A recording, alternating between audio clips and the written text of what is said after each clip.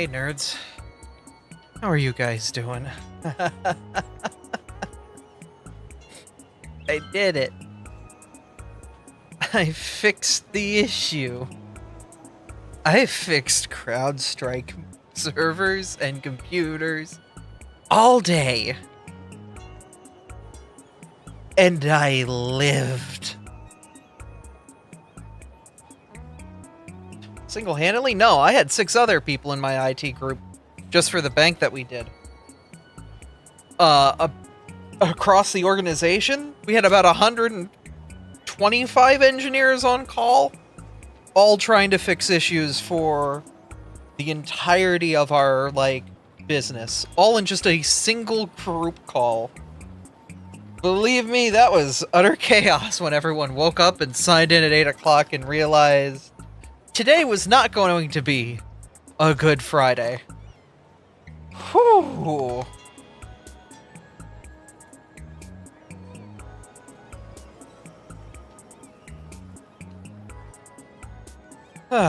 Abra can fix CrowdStrike, but can she see why kids love Cinnamon Toast Crunch? It's because of marketing bullshit. Did I win? Look, it may not be the answer in the commercial, but you know it's the answer that's right.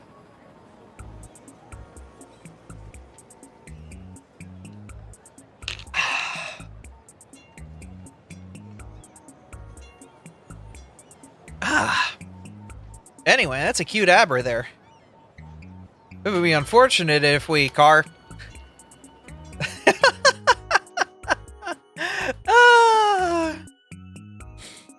So, does anyone want a quick summary of what we did? And, I thought I was the one to tell you. Oh, you were? But it was literally at that same moment.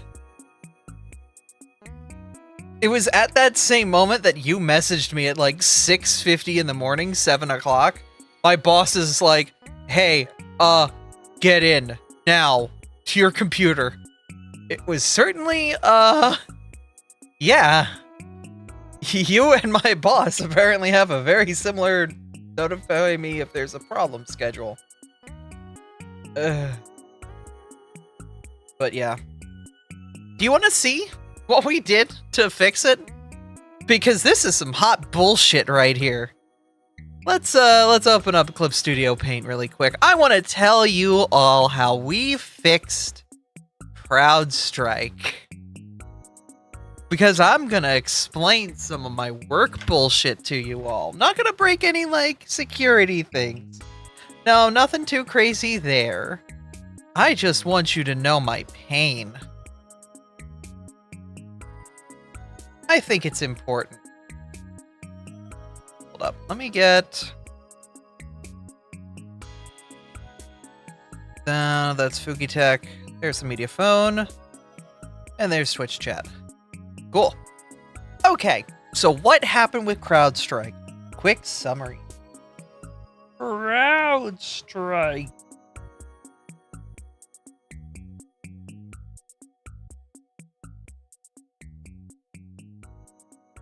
Okay, so we have a computer.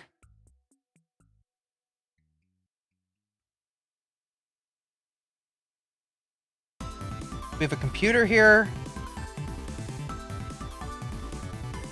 And we've got a server.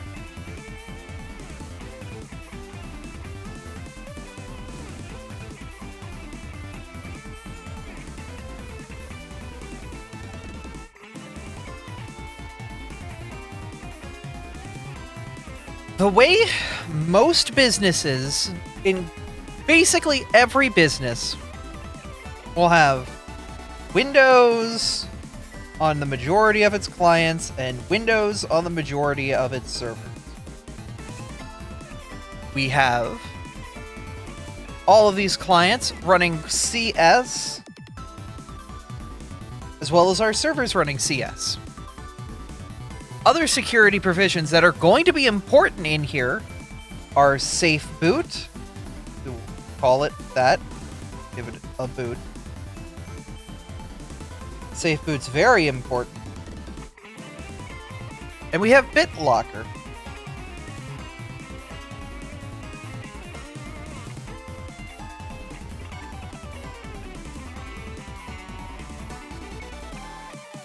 These are the major players in our story today.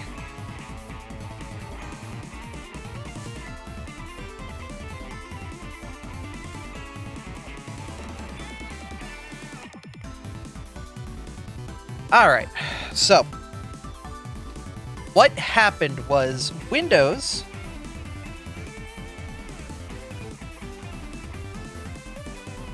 if I make the logo pretty, erasing these doodads. There we go. And CS, which I don't know their logo off the top of my head, because when it's running, it doesn't even have a taskbar icon or anything like that. It's completely silent.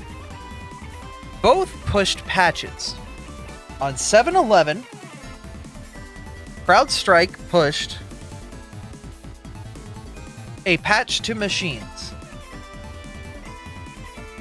We have PC here. This is a representation of about 1 million computers. So 7-11, CrowdStrike pushes a bad patch.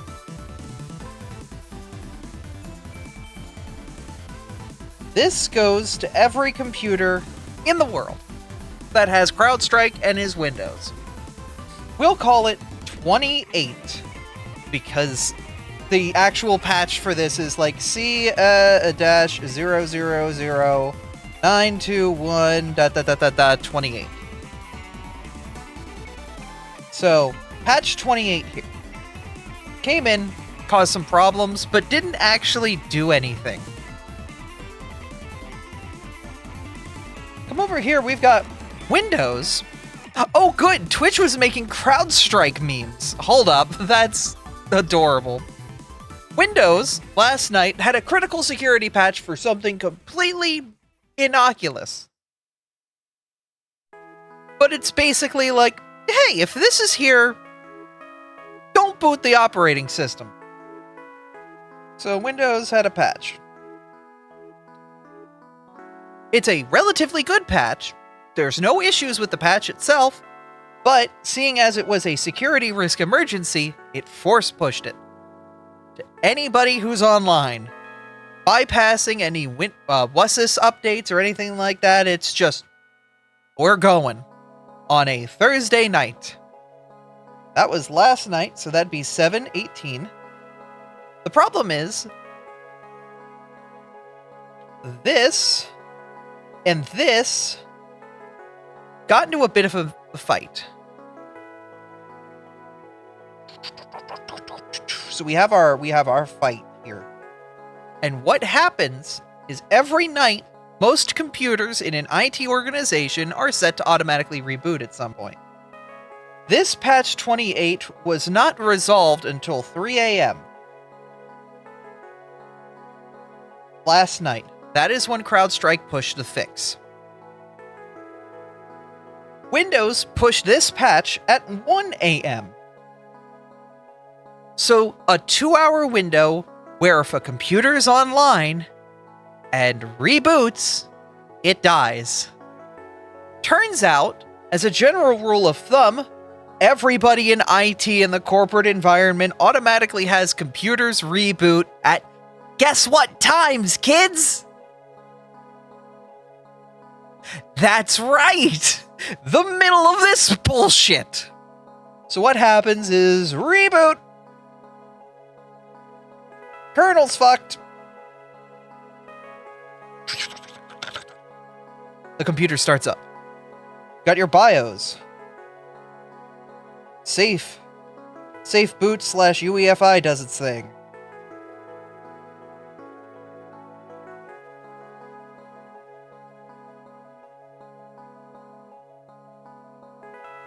BitLocker unlocks the disk. Because most disks in corporate environments are encrypted. It's a security measure. It's good for you. It basically stops ransomware. Encrypt your disks. The kernel loads proper.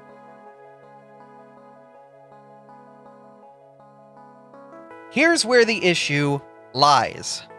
Upon initializing the network drivers, this bad patch comes down here and says, hey, hold up, we need to do something. Meanwhile, this Windows patch comes down here and is like, hey, hold up, why'd you stop? And they didn't like that. So, we have a BSOD, and the computer is dead.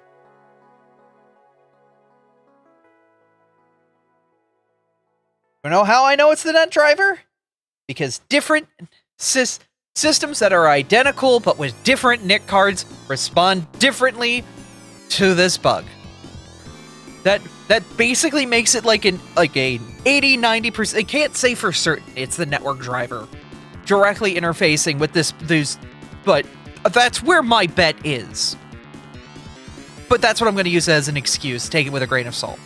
Anyway, so BSOD, computer on BSOD, comes back up here and reboots. Comes back down here to the BSOD2. And it's like, whoa, whoa, whoa, whoa, whoa. You know, fool me once, shame on me. Fool me twice, I'm going into repair mode. So repair mode kicks on. And the PC sits at a screen saying, hey, I can't boot. Fix me, please. Two versions of it. There's the WinRE environment version, and then there's the not-so-WinRE environment version. Basically, what needs to happen is another reboot needs to occur to put the machine into safe mode. So we reboot to try to make the machine safe mode. And what safe mode does is it basically tells a computer, load nothing but what you need for the Windows operating system. No network drivers. No USB drivers except for keyboard and mouse. Nothing else. No services. Nothing frillish, nothing extra. You load a basic environment. That's it. Upon attempting to do that, some machines, like our desktops, came up fine. The problem is they're in safe mode, and the moment they load out of... Wait, banger song.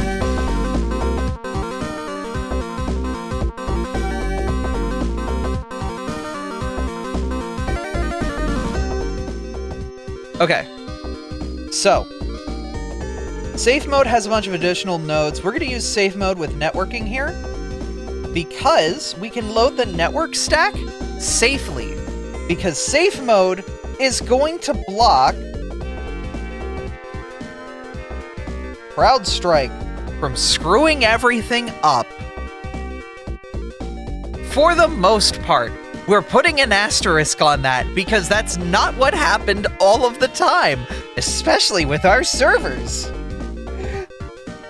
So when safe mode with networking works, what happens is the computer reboots to a desktop where we can log in as administrator, kill patch 28, and the PC is good to go. That was if we were lucky. Most of the time, we had to reboot, and then in the reboot phase, we couldn't just boot directly into safe mode with networking, because the PC was still failing. So we're just gonna make a little like, maybe this is the path, but maybe here is what actually is about to happen.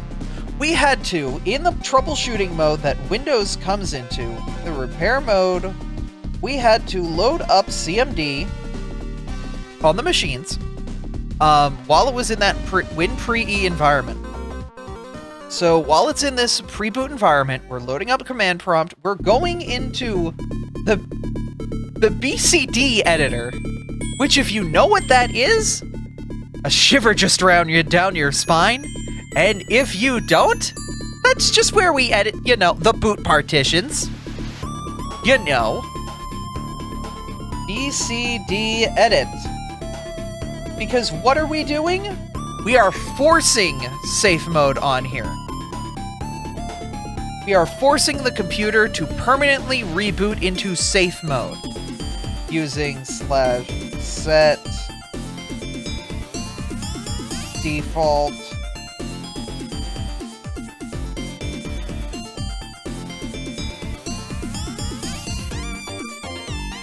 set default safe mode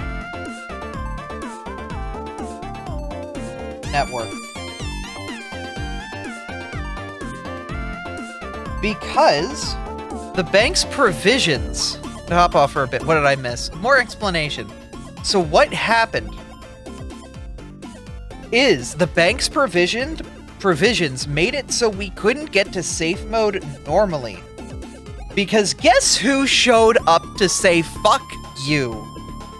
It's our buddy BitLocker!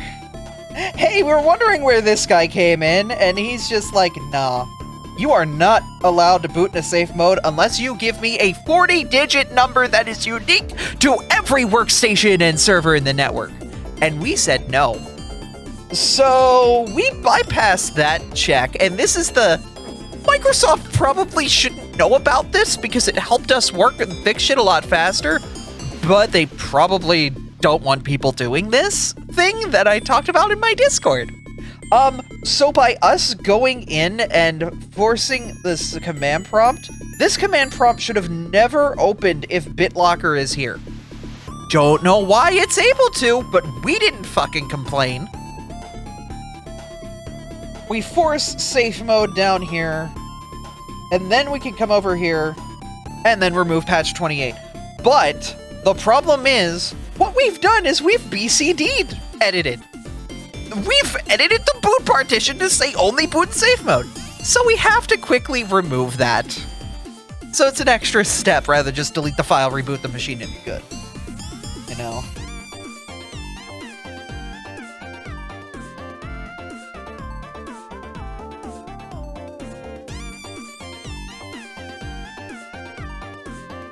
So that's how we fixed our desktops.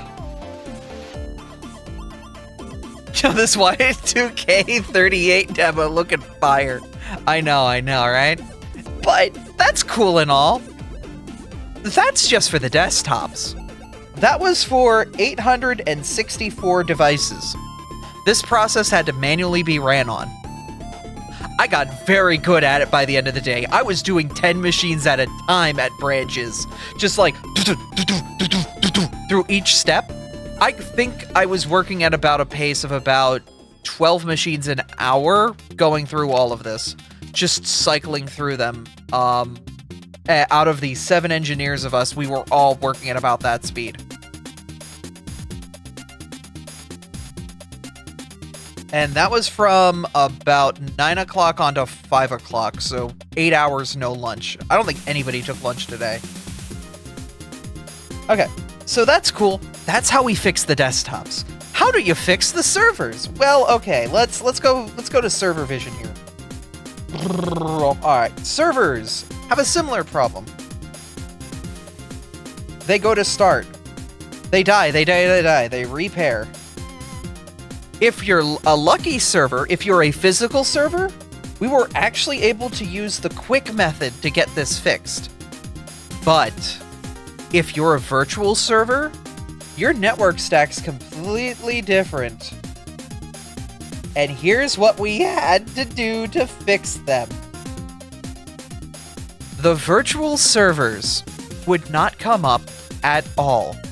No combination of manipulating, safe boot, or modifying the boot partition worked. Do you want to know what we did to restore all of the virtual servers? Because this is going to require an explanation of how a VM works. A VM is basically 2 files running on a computer. You have a file that stores all of your data,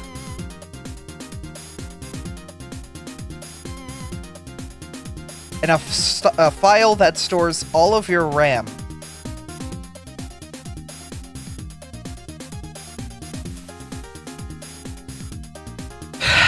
On the servers that weren't coming up, we had to get a server that was alive in Windows, take this disk, unmount it from the VM that it was mounted to, and on the VM that was properly running, we had to mount it as a second disk, initialize it, and delete the file before moving it back to its home and starting it back up.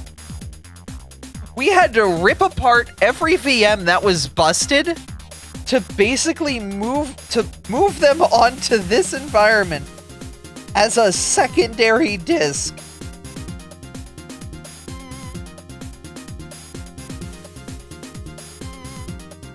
Brain surgery for servers. We worked very efficiently today.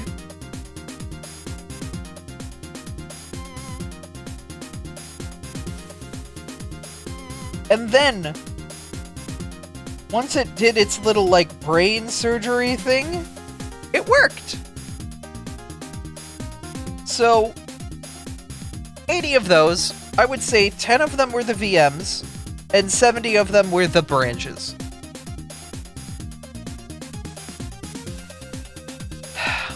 Just a heads up, the branch that I work with has 80 branches. 7 out of 8 branches were dead in the water today at 7 in the morning. As I stated before, as of 5 o'clock, there were only 3 workstations left. We fucking kicked ass. I love my crew. I love my job. Ah. Ah. You lived through the biggest IT outage in history. I didn't just live, I thrived.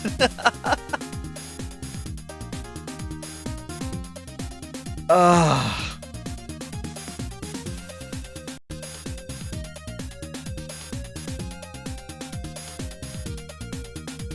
But yeah, that was my day. Look, they weren't kidding when they said furries hold up a significant part of the world's infrastructure. But we kicked ass.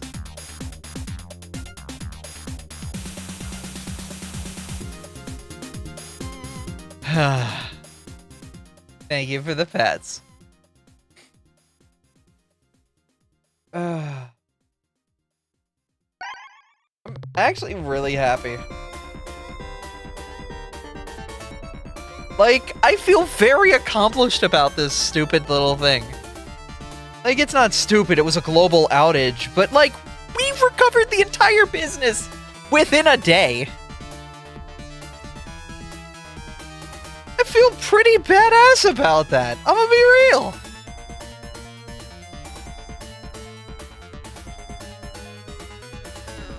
I know it's a bit of an ego check, but like, you know, I felt pretty good.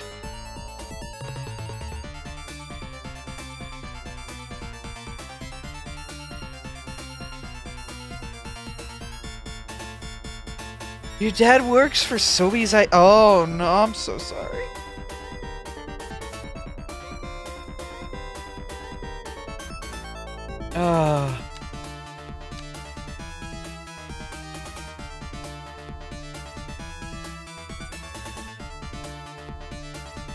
But yeah, tonight we're gonna talk to centaurs, and we're gonna see if our city's gonna work, and we'll pray.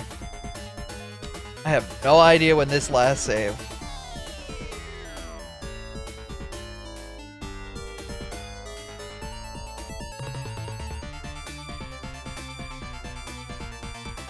Oh yeah, no, my boss was like very grateful for everybody's work today. Like, no, I think everybody in the org understood what we were doing and how we were fixing it, and was very much patient with us and, like, respectful of us.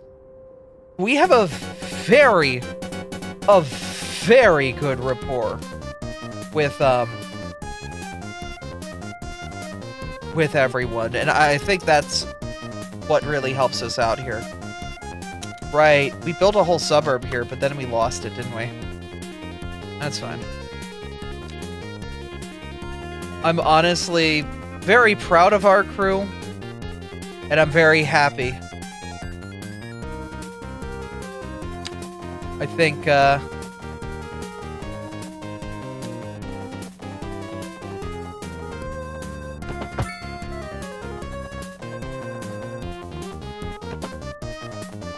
don't even work IT, but you were consulted anyway. Ugh. So sorry.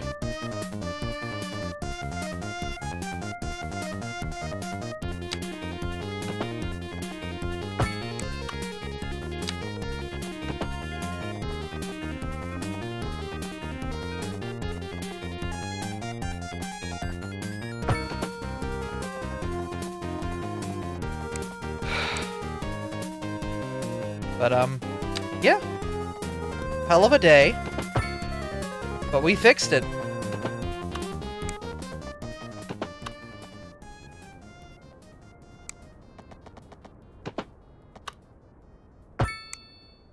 I'm honestly very happy with what I did. I'm very happy with my work. And I know that the business that we work for is probably quite happy that they have us.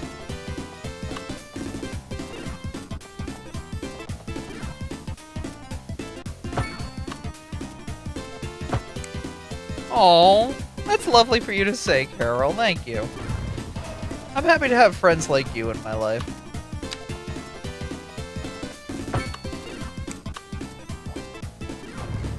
Y'all are just wonderful people to be around, and I'm glad I've kind of fostered this wonderful community. Y'all, just make sure you always stay awesome and wonderful and kind and loving to each other.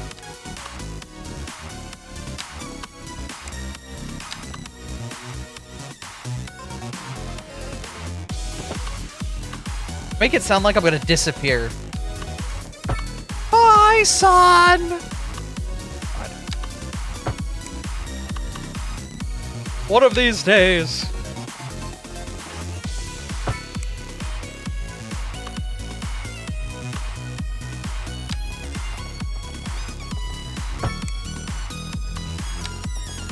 No, but like, y'all are just wonderful people to each other, and like, I'm not going out for smoking cigarettes. No, stop it! I'm not.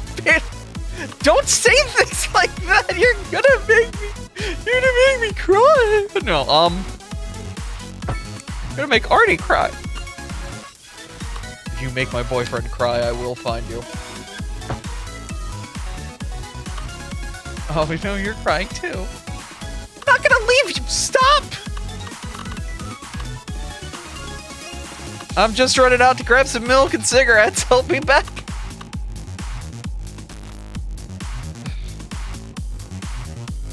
This is awful. This is awful. I'm done with this. It's like I can still hear our voice. I'm not going anywhere, you dorks!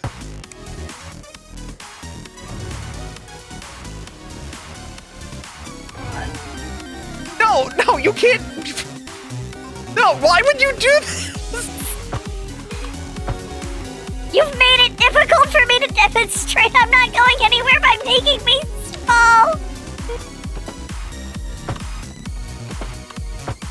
How dare you hit me with logic?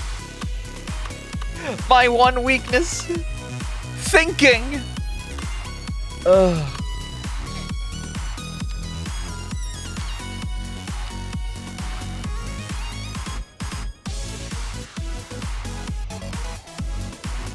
Don't turn Abby and Artemis into grandparents yet? What do you mean by that? That implies we... What are you implying?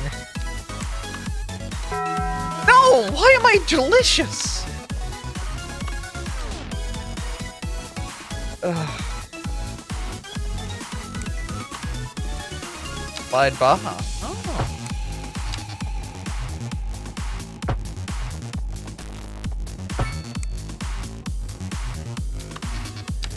In Baja, the Baja.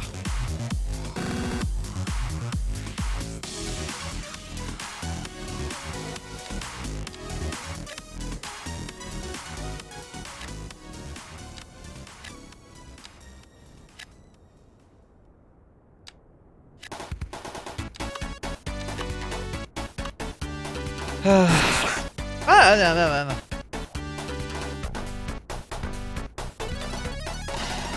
Why? Everyone's so mean to me.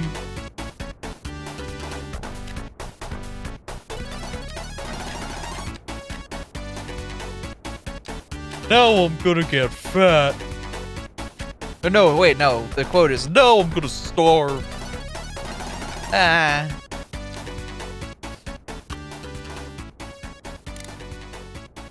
Why are you in meters? I'm cute? Shit, since when? That's news to me. Like, I'll take it.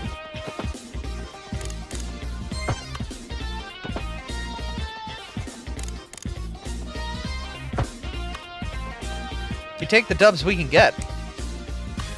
Oh, now I'm thick. Not like a good thick either, like a dominant thick. What is a dominant thick? Wait a minute.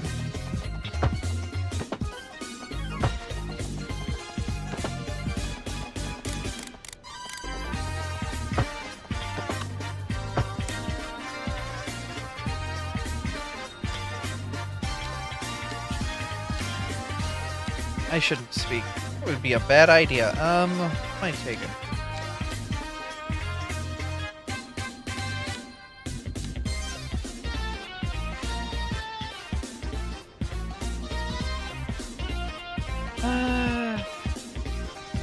What trees are native to these parts?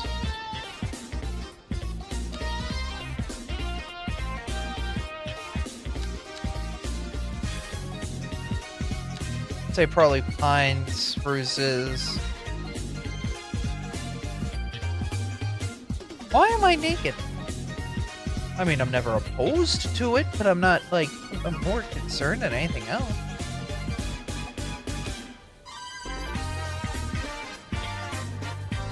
Why the meat?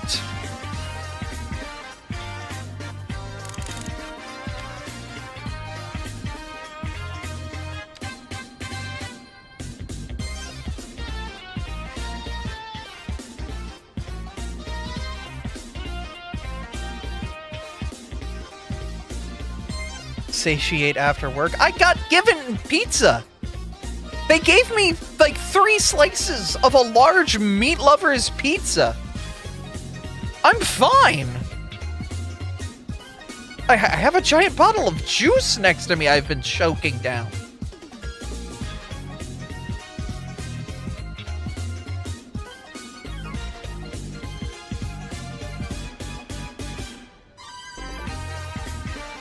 I deserve 3 whole pizzas. I can't fit that much meat in me.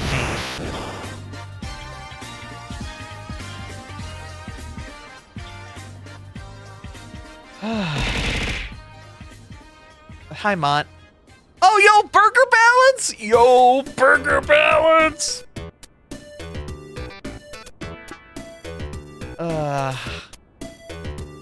Can't believe it. We got a burger balance. I never called it that before. I'm just, are we making it a thing? I'm making it a thing.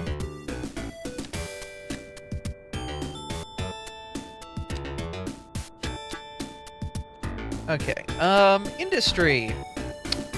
Boy.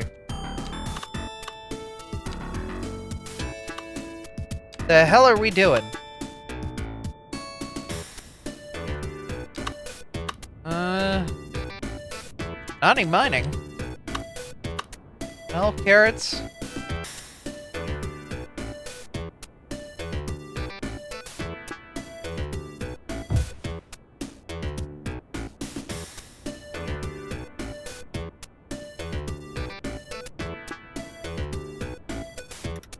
I would say, related to pizza talk, I would say that relatively speaking, if you're like a competitive eater, yeah, no, that challenge is nothing to you.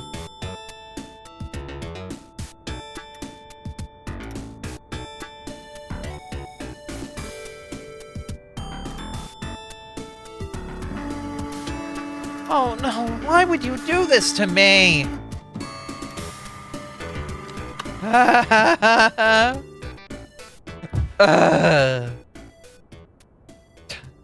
Look, don't get me started on printer issues, man. I got a branch. Their printer issues have been legendary so far. I'm not sure how they keep breaking things, but they're very good at breaking things. No, okay. I mean, alright. Fucking hate printers so much. I know, right? It's great. Whoever invented the print spooler should not ever again.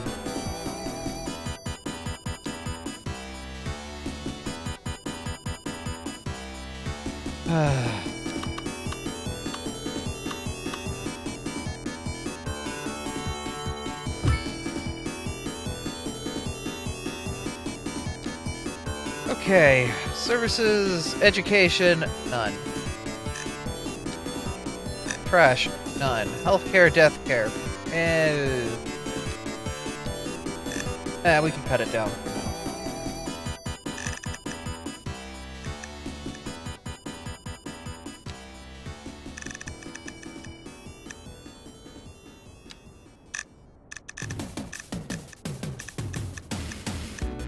Yeah, 74%'s good because we still take a chunk out of the money it takes to do this, but we don't lose a lot of efficiency.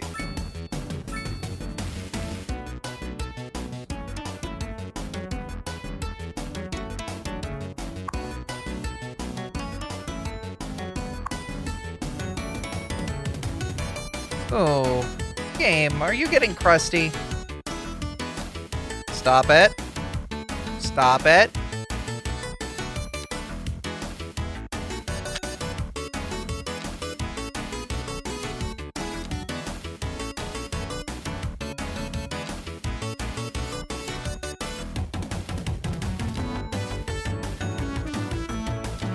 Okay, there we go.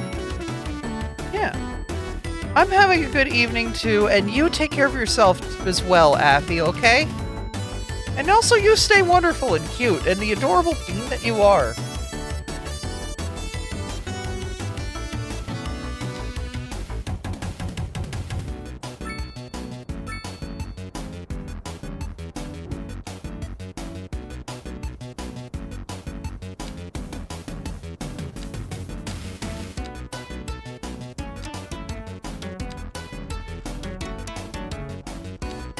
Small village. It's fine, it's fine.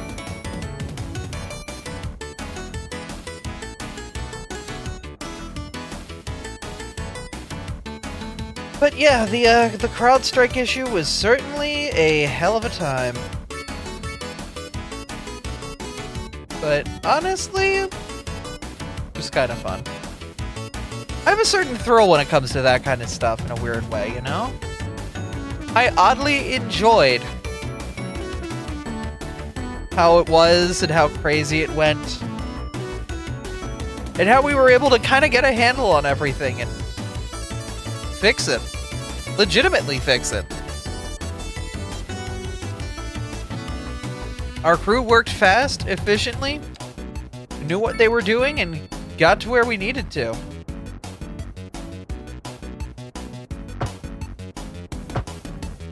I'm honestly pretty happy with it overall.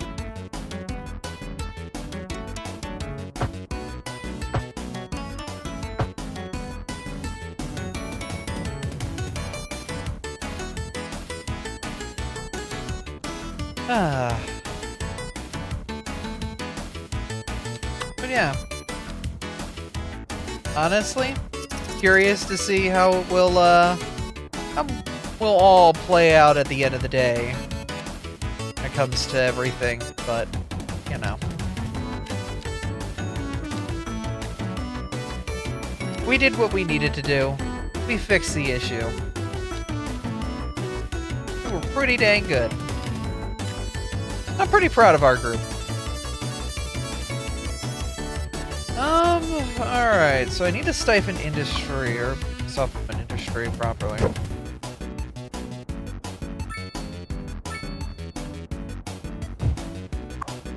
How can I do that?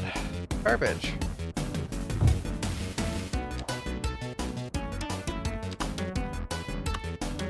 Still a piece of garbage.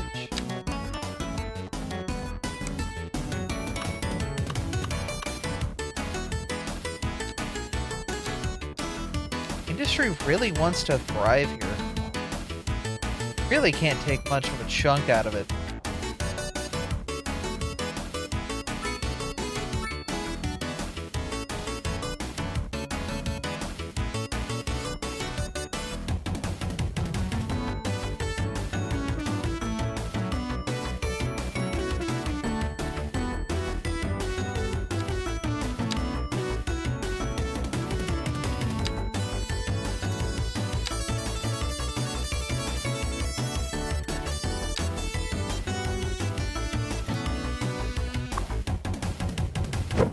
But,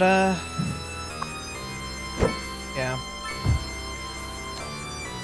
Honestly, today could have been a lot worse. Today could have been significantly worse. But it wasn't.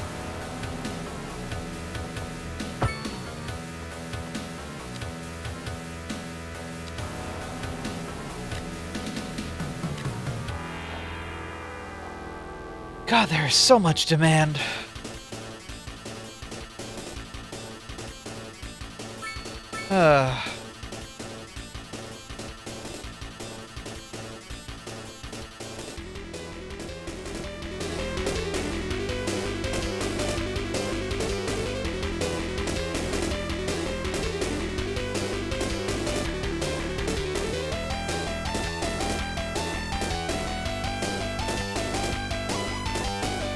Yeah, we're just sitting on a pile of demand.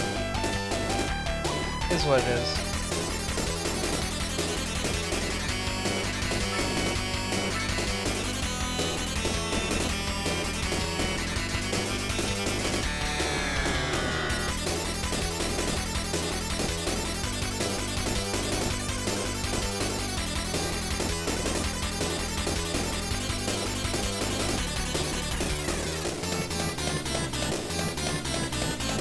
Why are you sad and upset? You sure this is just a game? No. It's most definitely not. There's always a demand for jobs. Main issue ambulances can't make it over there is because of this horrid little intersection.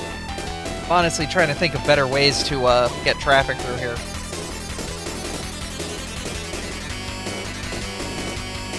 The diverging diamond! Wait a minute. I have the worst idea. Kids, do you know what a diverging diamond is?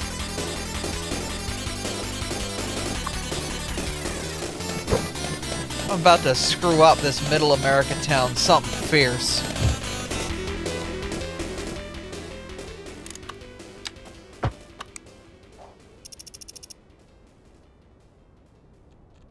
What roads do I have access to? I feel like we've had this conversation and it took 40 minutes. Yeah. The thing is, the diverging diamond's still the best way to manage traffic through a tight intersection like this from residential to a high traffic area.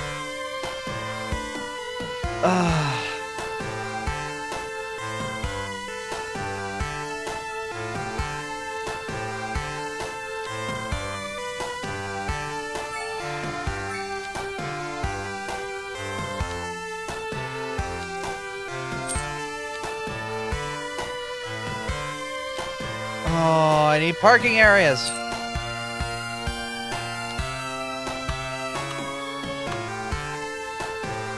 Yeah, I need a. Yeah, that's the thing is I see the problem too with the roundabout, and I know how I need to fix it.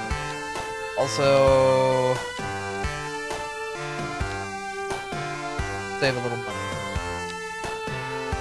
Losing 50K right now.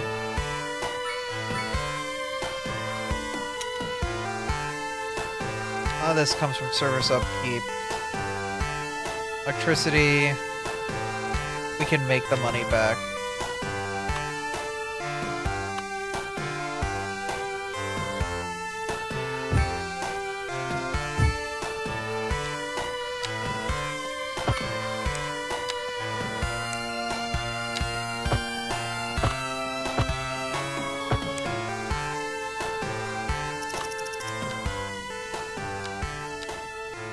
So electricity should be good. Water we make a profit on, I'm not gonna touch. Ambulances,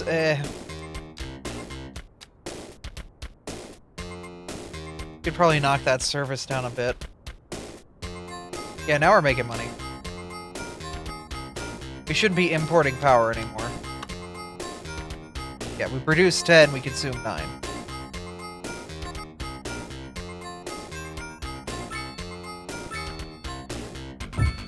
I'm gonna do a little bit of...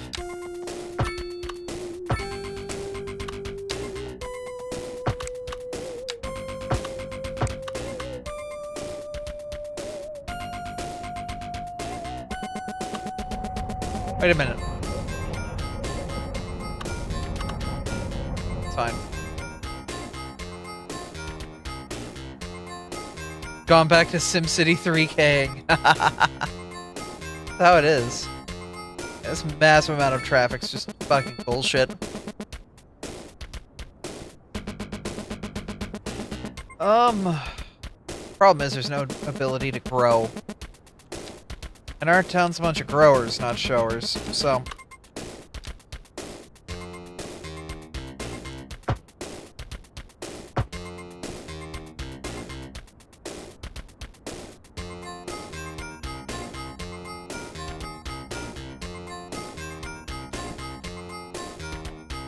There we go. That actually cleaned out the flow really well. Make an intersection that looks like Cart Night. Oh, God. Actually, it seems to be... empty. Good shit. Alright, we're done. Never mind, that's all the flow we actually needed. Hey! One more lane actually did something! Holy shit!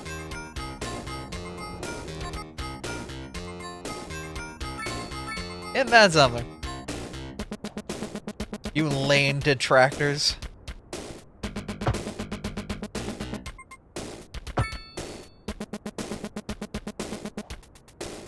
So our population's still skyrocketing. God damn. How many children? We have a lot of children.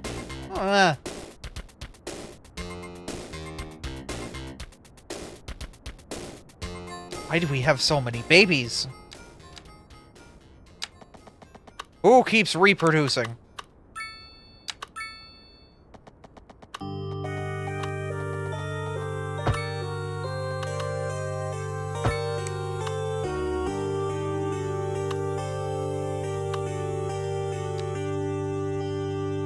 Who's been making babies?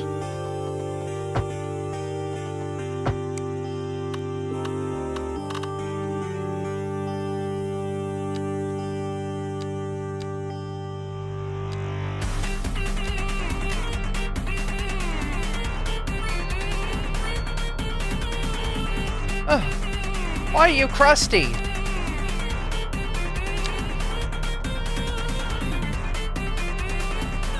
Stop being crusty, goddamn.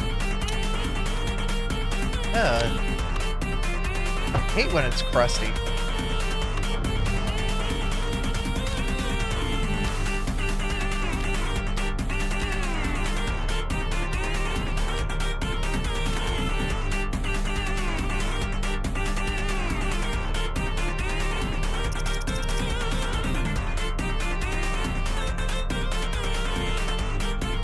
Probably shouldn't have you, like, edging against the building that hard.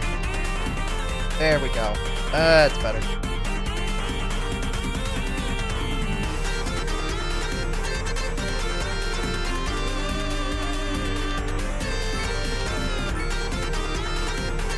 The systems for Microsoft got fixed, and everyone else, hello? I mean, we fixed them. We had to. We were the ones that fixed them. But they're fixed. We did it.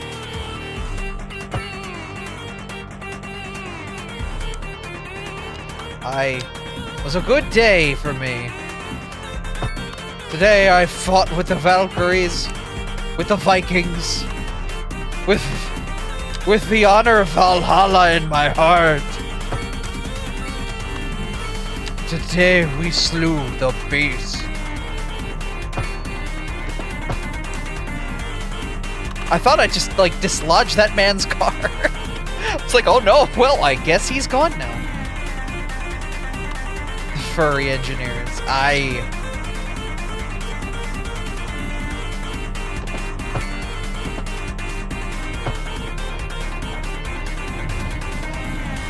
We did it.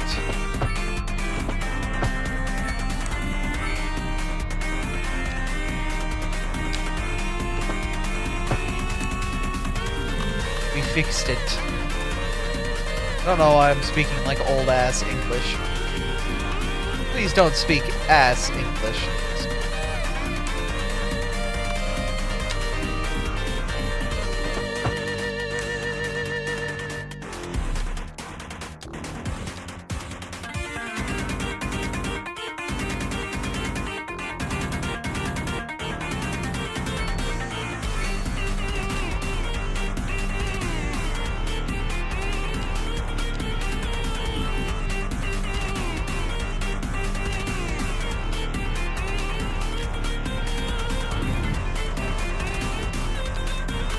So much demand. Where are you coming from, demand?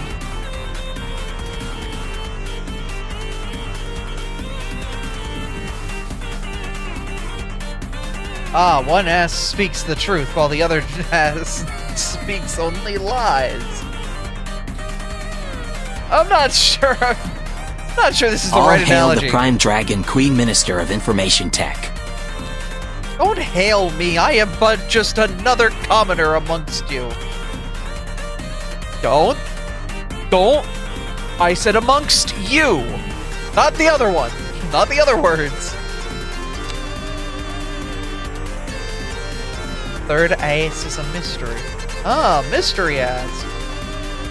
Is this what a mystery dungeon turns into?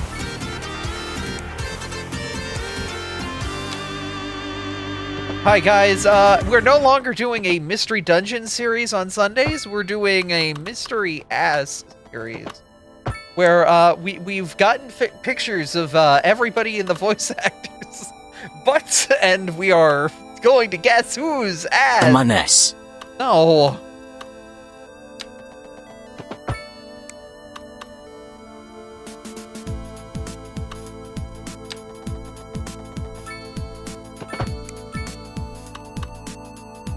Ban that guy. Gyat? What is a gyat? Is that like a euphemism for my butt? Is someone explain what the gyat is to me? I'm in my 30s.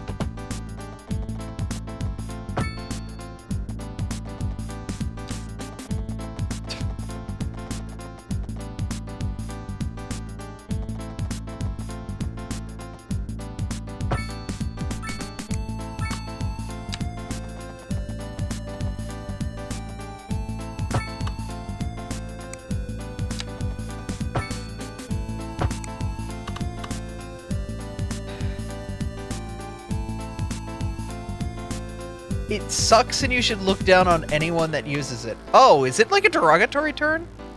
Oh.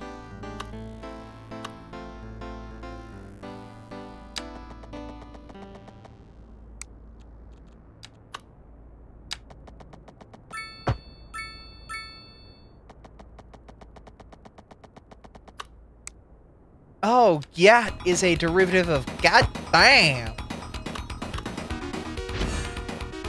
Okay. I can understand phonetically the origin.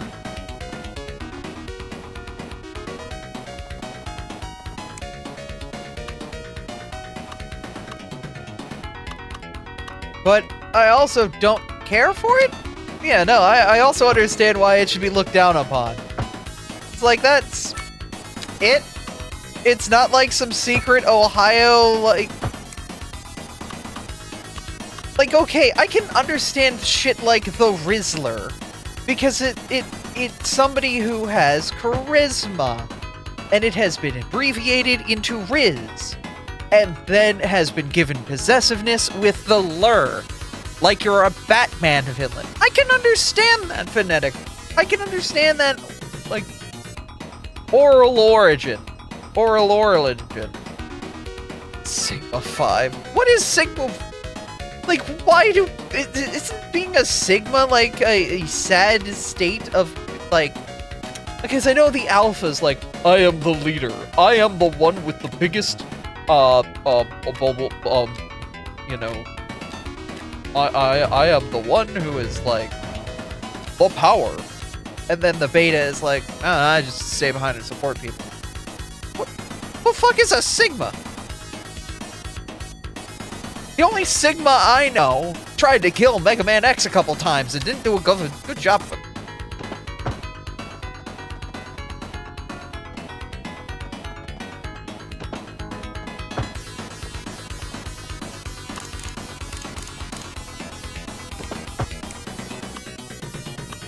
Sigma's above Alpha? No, but Alpha's first! The fuck you mean Sigma's above Alpha? Who the fuck made a tier system? You're just stealing from the Roman alphabet anyway. Fucking calm down, man, children.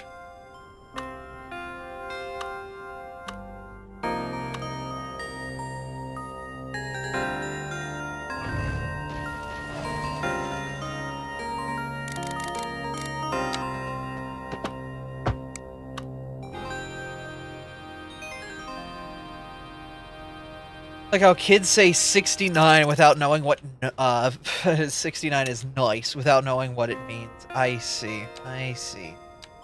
They're dumb.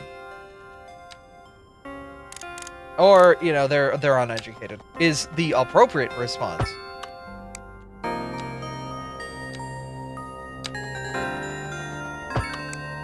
But it's not as funny.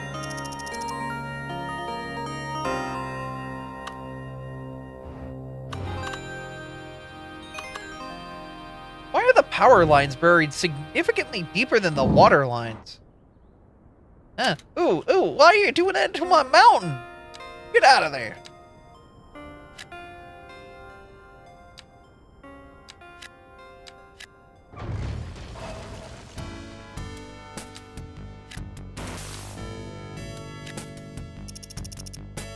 These are complicated, yeah.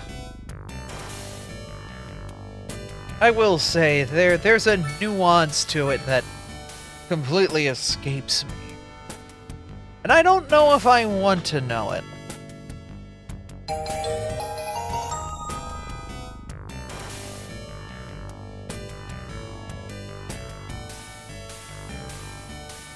Hey Abby, I've come to say that I've gotten a new job that I started at the beginning of this week. Also, here's a resub since I've forgotten about it. Congratulations on your job. That's actually wonderful to hear. Go get that paper. Hell yeah. Alright, we're making money right now. It's actually really nice.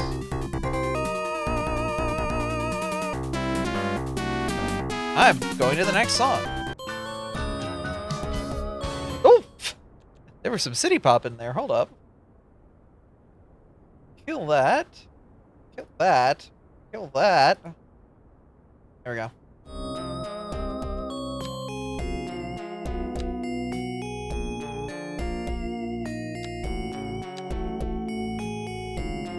Oh, hey, look, commercial demand. Yo, Emerald Sundisk. We've got commercial demand again. Look at that. Holy shit balls. Ain't no way. Look at it. It's growing. It's growing. It's growing! After how long? I'm at level 3, large village.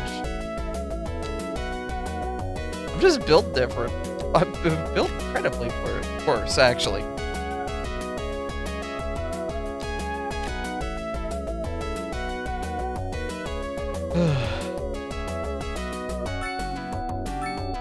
And there it goes. Yeah, I made 4 buildings. Holy shitballs. It's growing, Babby to Artie. Hey!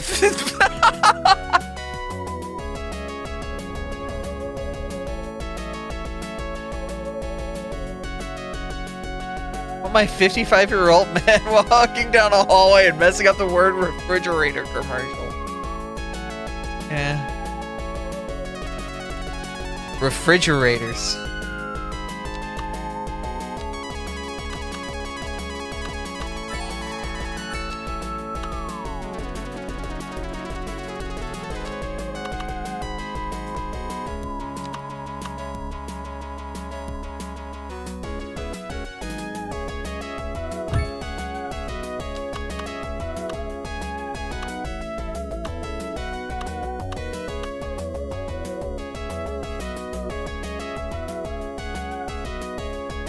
Oh, I have office demand. Alright. Where are we putting them? Where are we dropping the offices?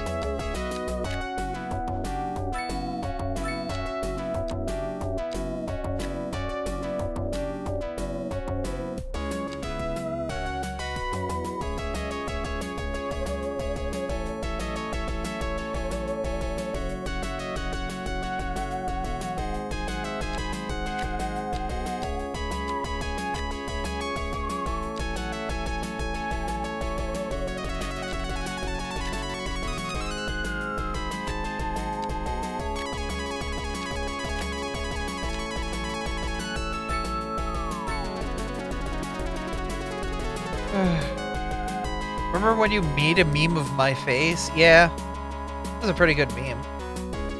It was the thing to do at the time.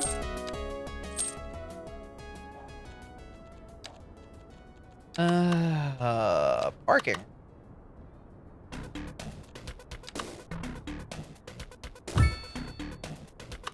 I wanted to put a modest parking lot here for the Pope, for the people. The poople.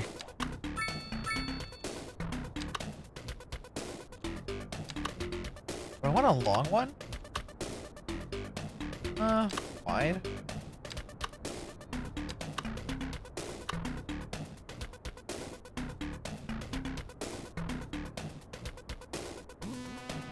Google. What? Why did it make it into that? What?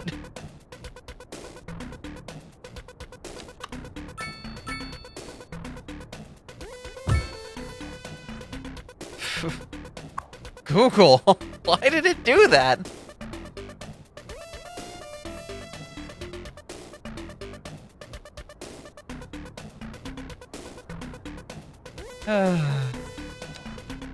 Weird little app. Why is the long...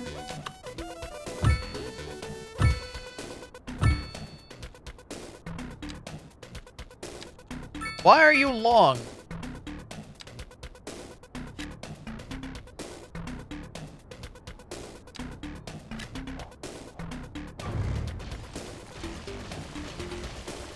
Tunnel. Stop trying to make the text-to-speech go, oh, whoa!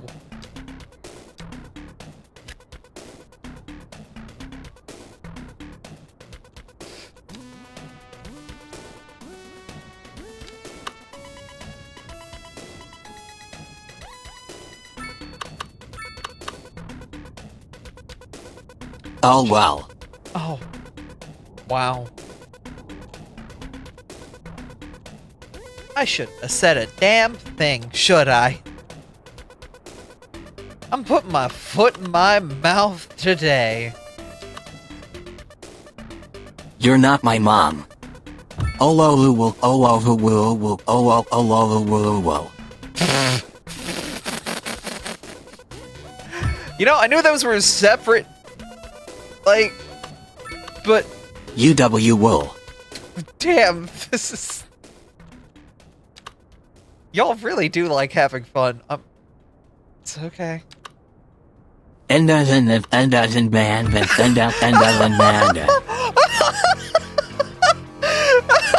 sounds like a child! It sounds like a child, like...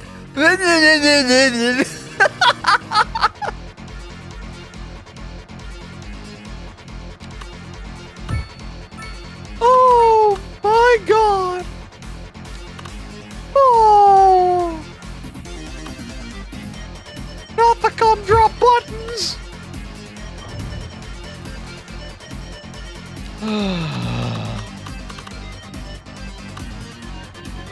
God.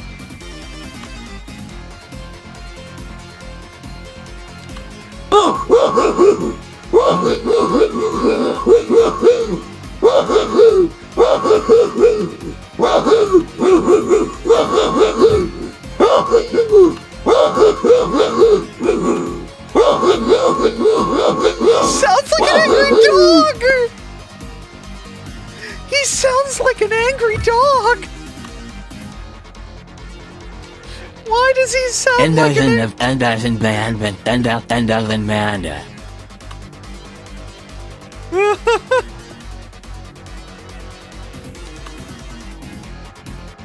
Why are you doing this?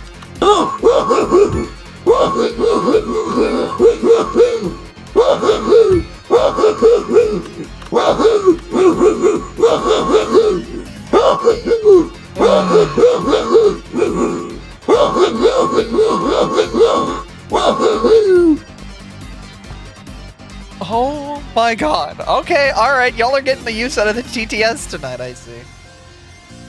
Ugh. We come foul you gum twat buttons, bitch.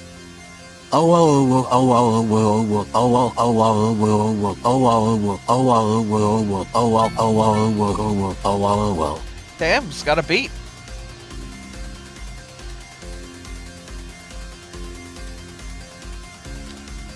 I can't believe I'm making money. Hold up. An enemy mon. An And them and mon. An enemy.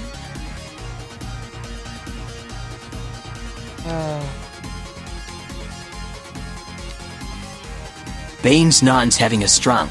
Call a bondulance. Oh, what? Wait, how am I making money from school? What? Hold up, wait a minute, what? I'm charging the children, aren't I? There's like... They have to pay to go to school, don't they? Hold up. Tax the children. Alamola. Maybe. The literacy tax. I thought that tax was just them having to go to school. Ugh.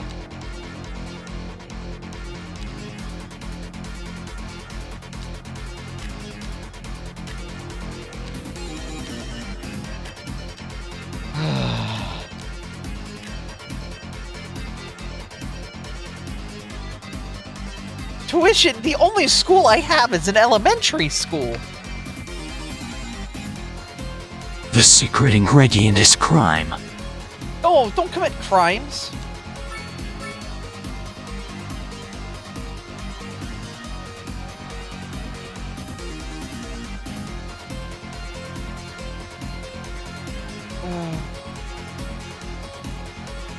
I am getting close to my kid limit. How much does it cost for me to get a high school? Hell if I know.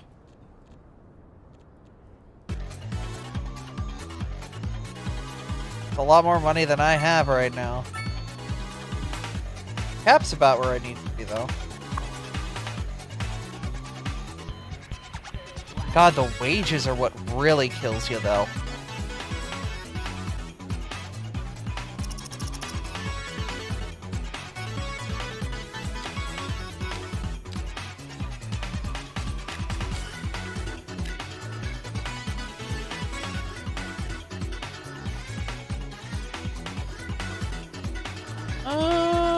Okay.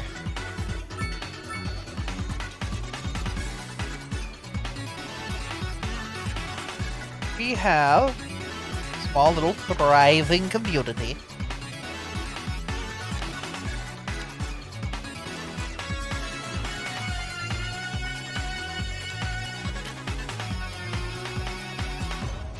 Back to the mine. No.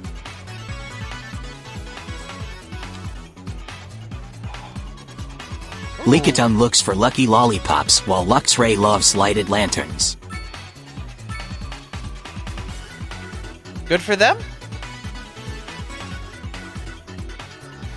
I guess. Ooh! Whose houses are on fire? Yo, where's the fire?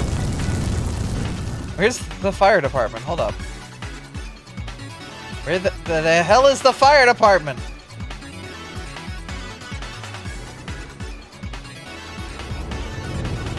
Oh, there you guys are.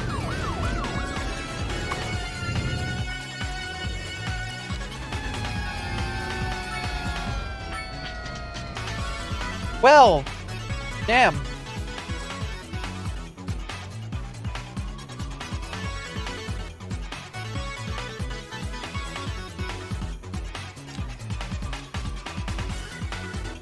Happiness... Happiness is mostly there. Unfortunately, the game isn't.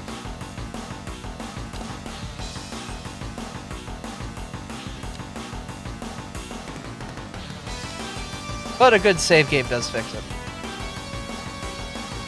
Wonder if that's why the game's autosave is so frequent. It's doing some sort of like RAM clearing or something.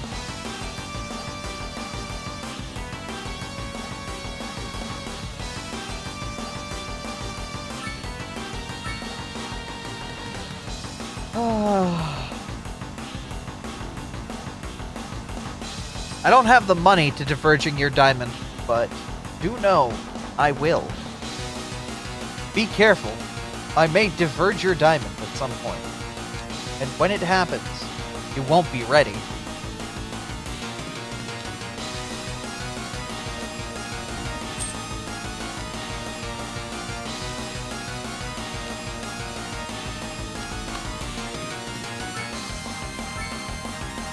Alright, so I guess we just kind of wait for the simulation. Ooh, my favorite things.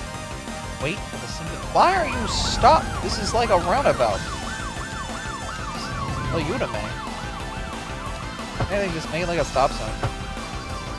Be respectful, but there shouldn't be much crazy going on from that.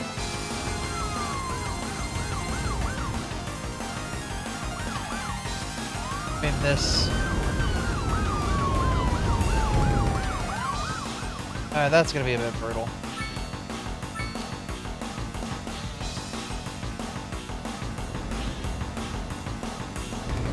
Bro, really? Middle of the road?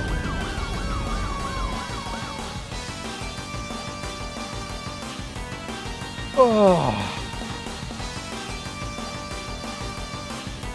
It's fine. Hey, it's not Abby, rush hour, remember it's just this people meme. moving in. According to the judgment of the Oratrice Mécanique d'Analyse Cardinale, according to the judgment of the Oratrice Mécanique d'Analyse Cardinale, according to the judgment of the Oratrice Mécanique d'Analyse Cardinale, according to the judgment of the Oratrice Mécanique d'Analyse Cardinale, according to the judgment of the Oratrice Mécanique d'Analyse Cardinale. The hell? Doesn't sound the same without the music. It doesn't sound the same without Matt Mercer.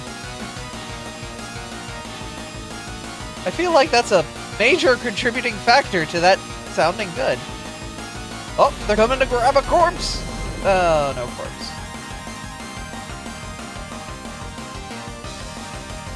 We've turned off pedestrians at certain scales.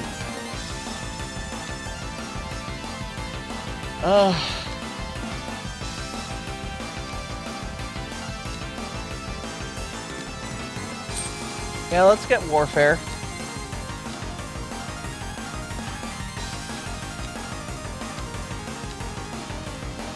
Am I gonna need anything more? Hell if I know.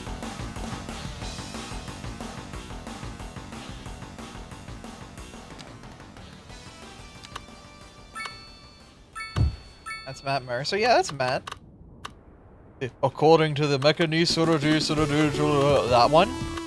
Yeah, that's Matt. Don't hear it? Kind of obvious.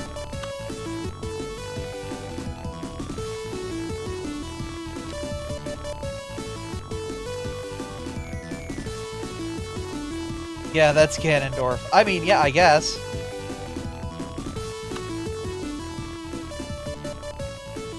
Don't play Genshin. Nobody does.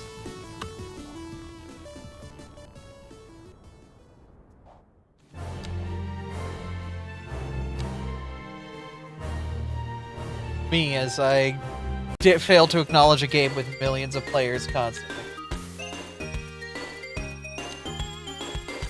Yeah, no, something's weird here with the game. I'm gonna...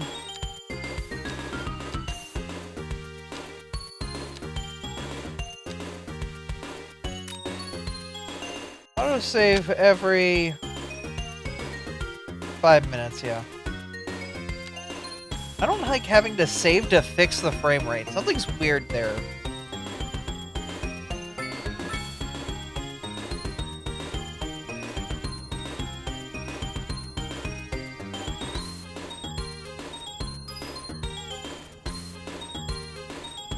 Yeah, no, I... Would you consider Pokemon Sleep a gacha?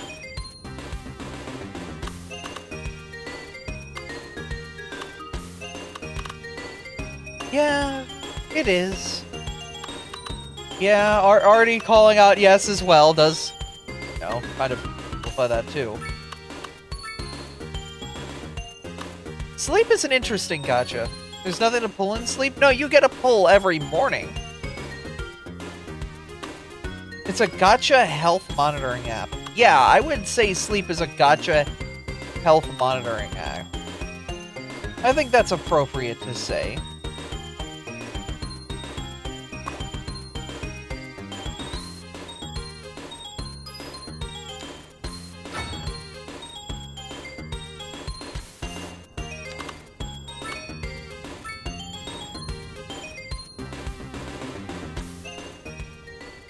It's like gambling to get your favorite Pokemon every time you go to sleep. I mean, I guess, but you could dump money into it to advance. It's just... that's not exactly reliable. It's not exactly like a good system to advance yourself with. It's just... yeah, you could dump money into it. Really work, but yeah...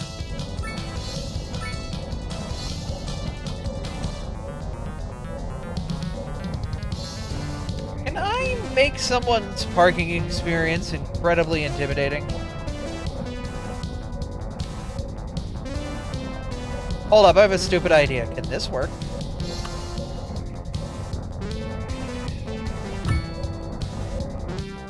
This is actually incredibly stupid. Hold up. This is hilarious, but also incredibly stupid.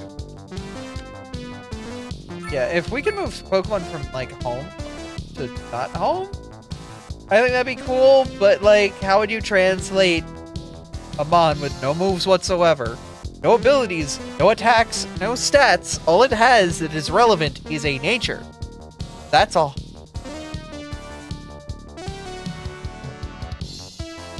People are literally getting shinies into sleep. I know, I have quite a few.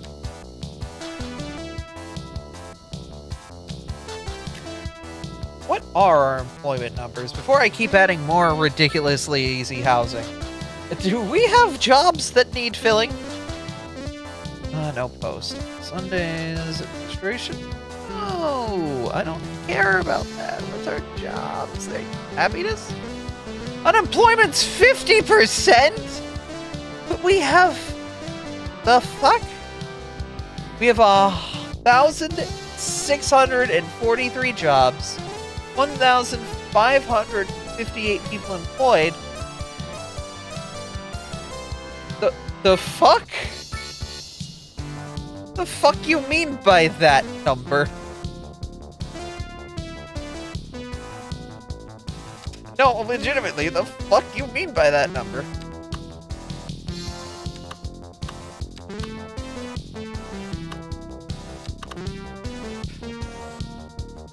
I'm actually confused. Wait a minute.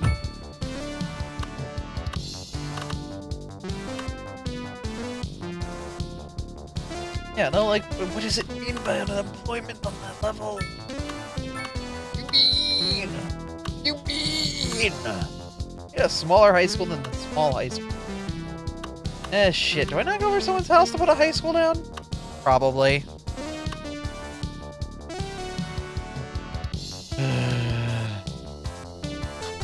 The minimum amount of houses that need to get knocked over for me to put a high school here.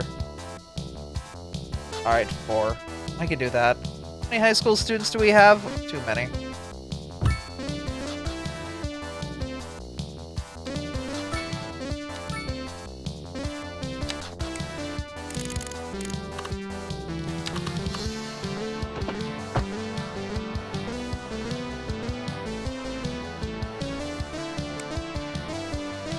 Ooh, game got crunchy there.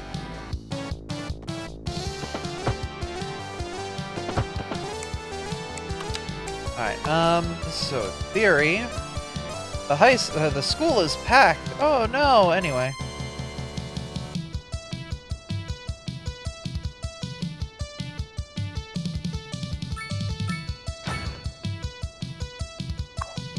Uh-oh.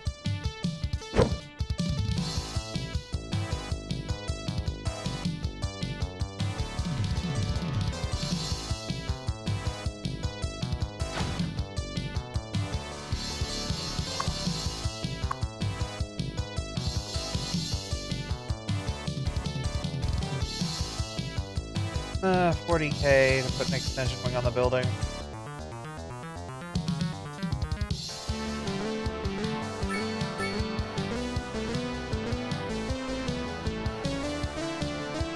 It would clip some people's houses a little bit, but we can do that.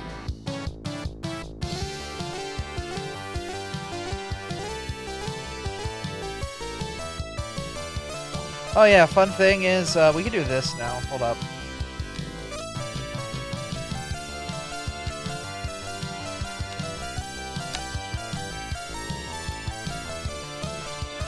Pavement!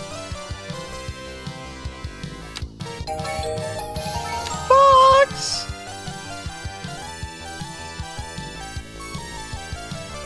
Abra abra abra abra abra abra abra abra abra abra abra abra abra abra abra abra abra abra abra abra.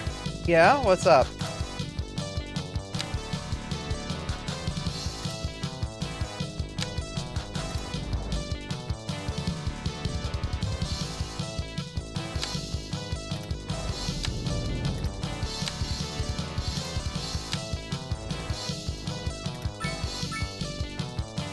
I was hoping the Abra beam would fire.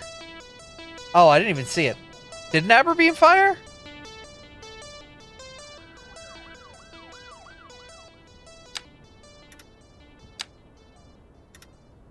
Really? Huh. Okay. Also, I love that I can do this. Oh my god. Okay. All right, bro, bro, bro, bro, bro, bro, bro, bro, bro, bro, bro, bro, go, bro, bro, bro, bro.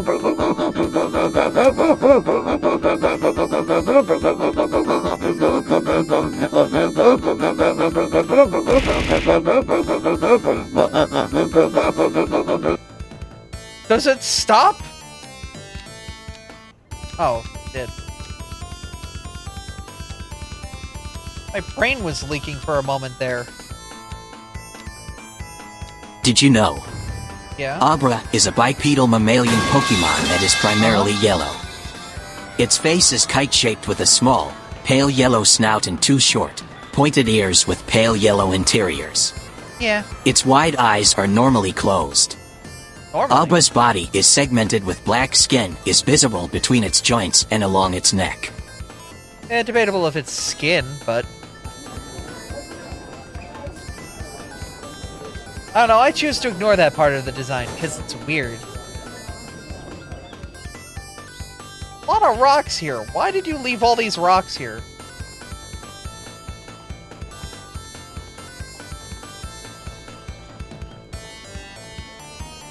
What other Abra facts do you have, oh internet?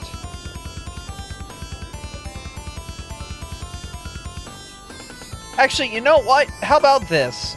Y'all TTS me your favorite Abra fact. Make some bullshit up and torment me. I'm interested to see what y'all come up with.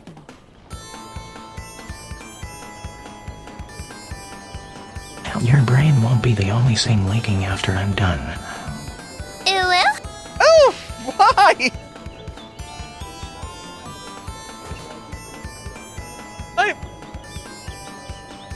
Ugh. You know, maybe I'm gonna regret my actions. Maybe I should.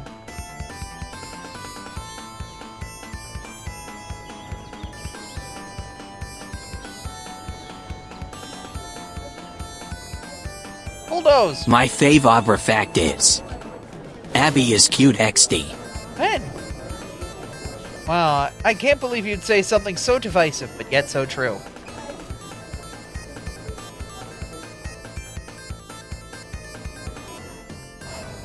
There. I've de-rocked our school. Still fucking losing money? God damn. Stop! Stop!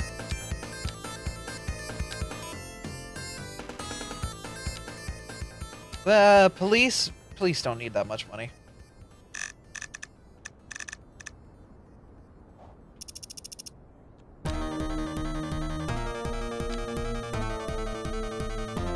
So much for the School of Rock.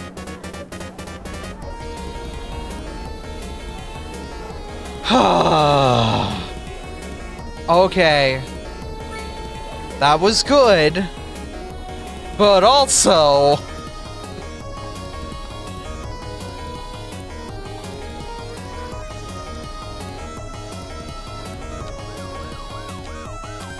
Another Abra fact. Uh-huh. This Pokemon has no Pokédex entries in Generation 9, smiley face. I hate that you know that makes me upset. And you've only gotten that through context clues that you know that I'm upset that Abra is not in Gen 9. I'm like, oh, you know, Abby enjoys Pokemon and all that other stuff, and you know, she's very proud of the fact she's been in every generation up to 9. But she's not in Gen 9, is she? So to twist that knife. I get you, Lola. I'm probably going to be an AZ, though, because AZ is probably going to focus heavily on Megas. And guess who can Mega? Also, if I ever Mega... No. Mega, ugh. I hate Abra's Mega Evolution. Stupid.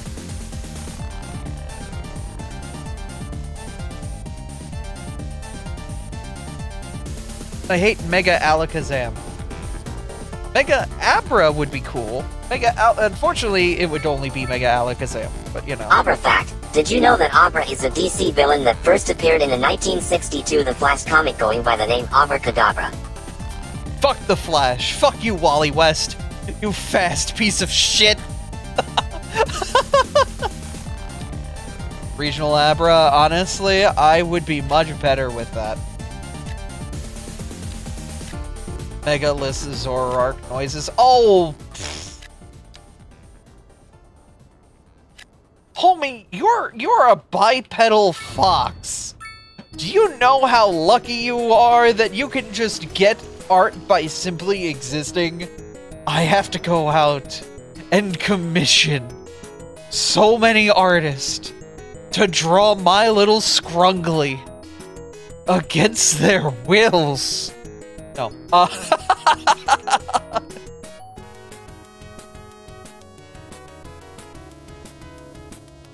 More yokai than whatever Abra Alakazam is. My feelings about going yokai is that's not my job as an Abra.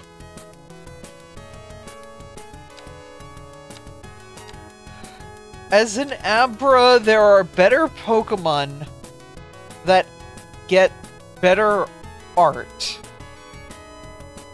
There are better Pokemon than Abra that get better art. And in the Pokemon Red and Blue Beta, that. Abra was originally known as Hocus. Yep.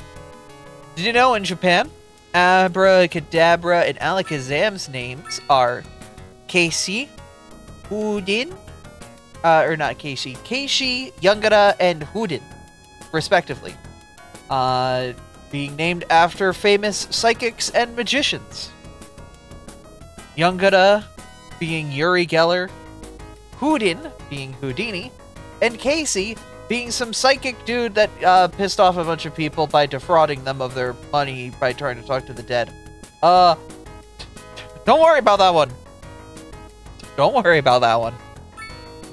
I will not defraud you by taking money from you when you talk to the dead.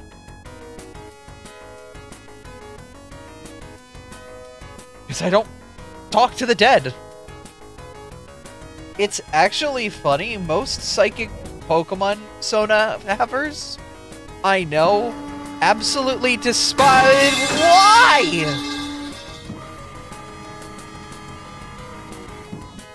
Abra fact. In Pokemon Mystery Dungeon, Rescue Team DX, Wild Abra will always drop a max ether when defeated. Don't tell them that! Don't give them motivation to beat my snot!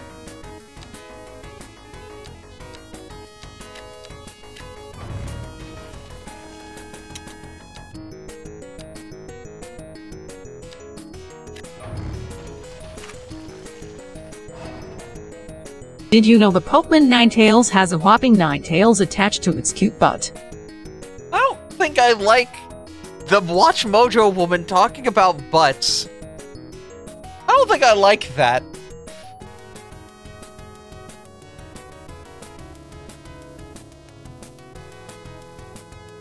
Or an attempt at her voice talking about butts. If focus on being more psychic related, it could be more exorcist related.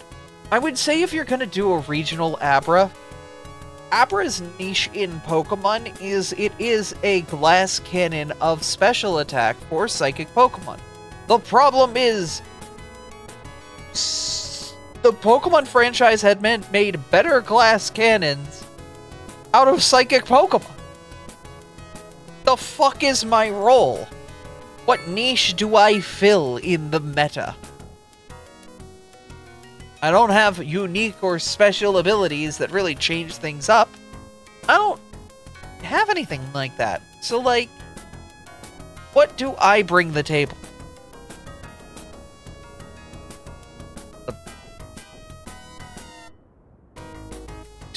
The bench. Oh. Yeah, no, I'm sitting on the bench hard, aren't I? Ugh. But that's the unfortunate thing.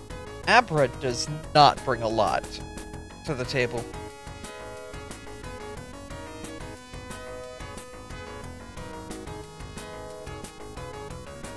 Oh, she's saying I'll get transferred to the Pokemon if I touch Nano's tail, no?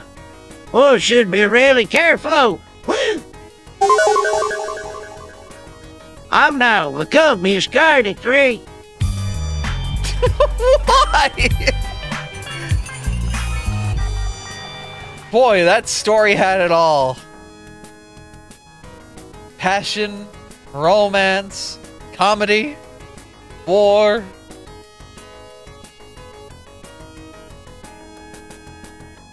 Ugh.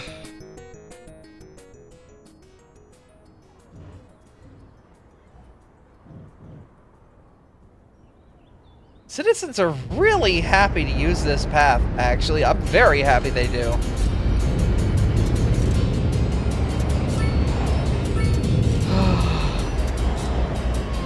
Abra fact. Of all Psychic-type Pokemon, Abra has the lowest base attack and is tied with Smutchum for the lowest base defense. Please don't hurt me. I can't punch you. I'll just blow your mind.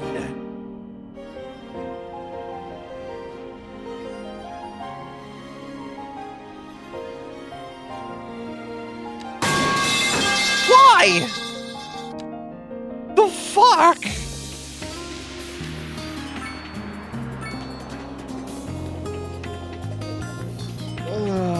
Your hand slipped my ass. I don't have enough HP for you to do that.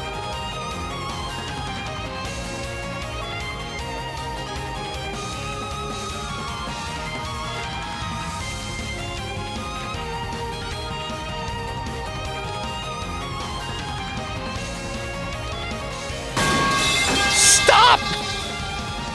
Ninetales fact. If you be nice to me, I will give you warm snuggles. I let you live at my house. Where's my warm snuggles? You stayed at my house for a weekend. You ate my chips. Where's my snuggles? Never asked my...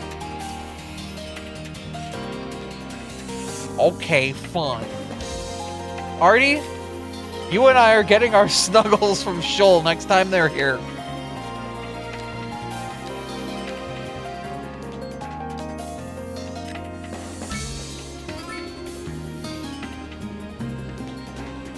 Is that a crosshair?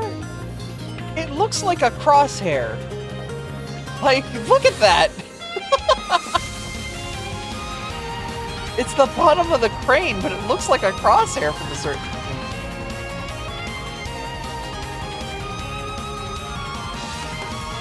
Hans, snuggle that, Ninetails.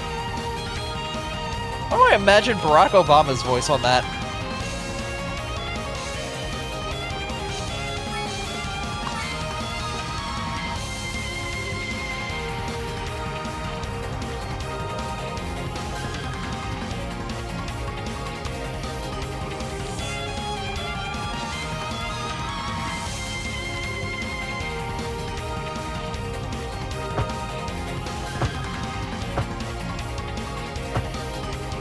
Mods snuggled at Ninetails.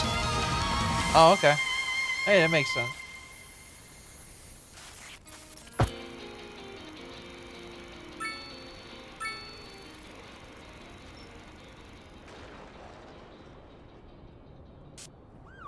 Snugwitch sounds violent.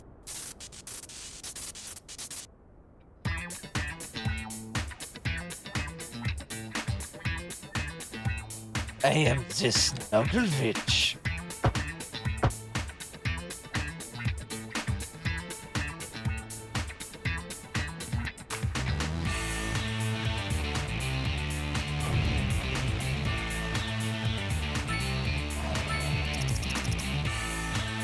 Are y'all good?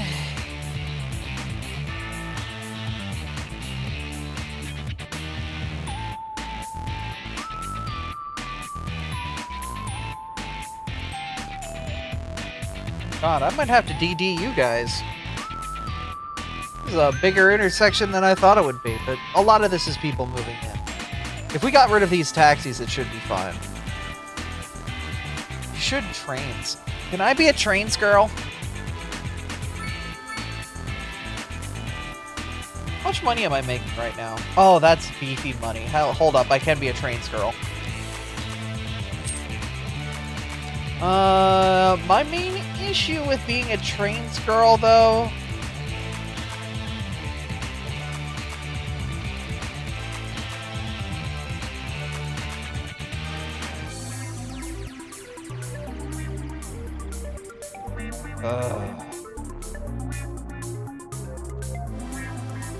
I need a rail yard.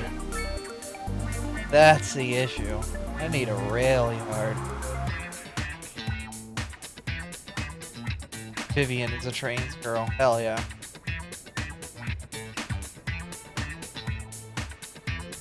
Vivian is just a fucking...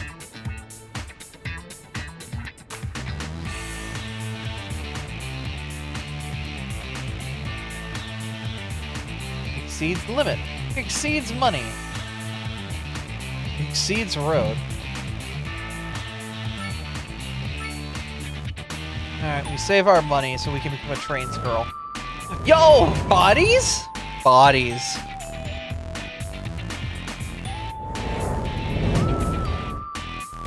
The cop just stopped in the middle of the fucking road, dude. Really?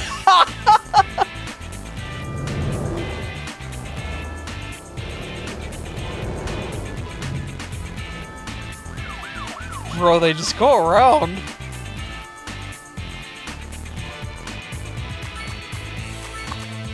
There's more than one person?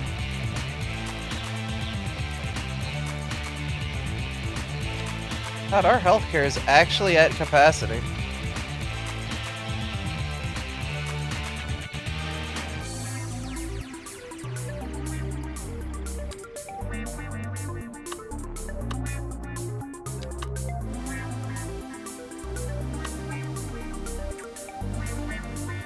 I could put healthcare here.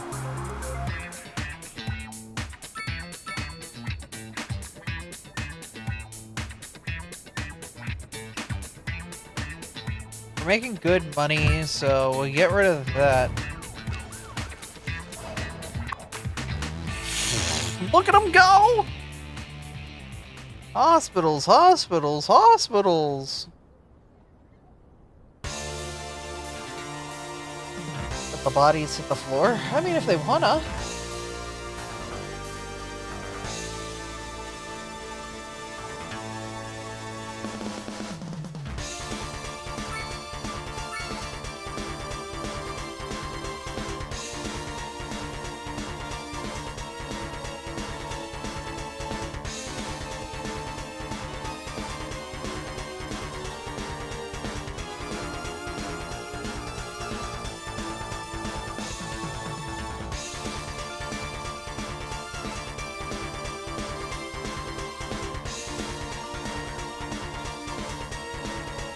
Okay.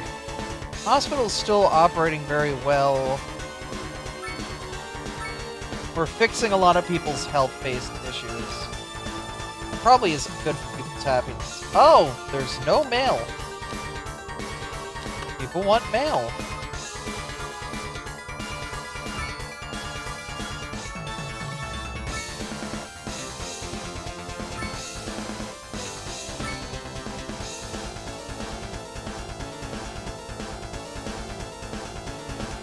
Wow, there's no mail capacity at all here, isn't there?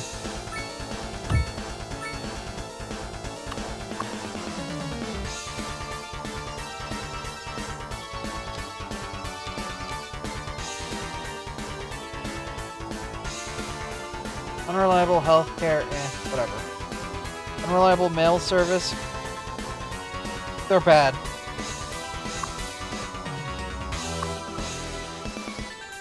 Employees, no mail to deliver.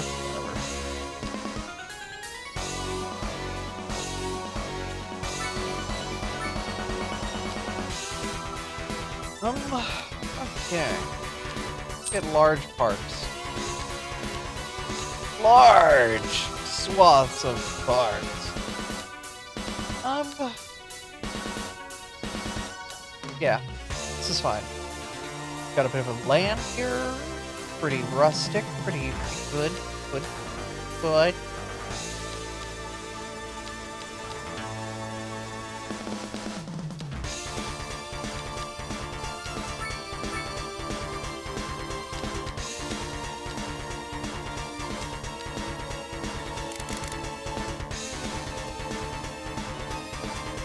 Let's clean up these roads. A little bit of tree line here.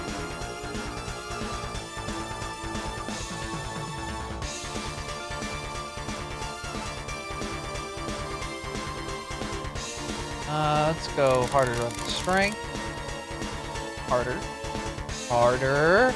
Not too hard. And bring it down here along this road. And over here along this road. And we're out of money! Yay. You ever spend so much on trees? Unfortunate.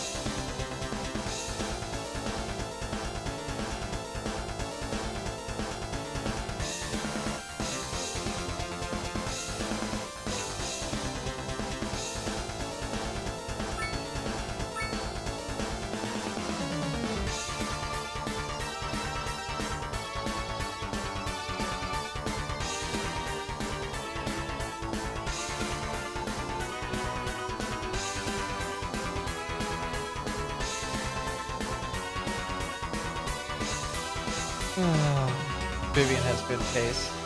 Oh, yeah, Vivian.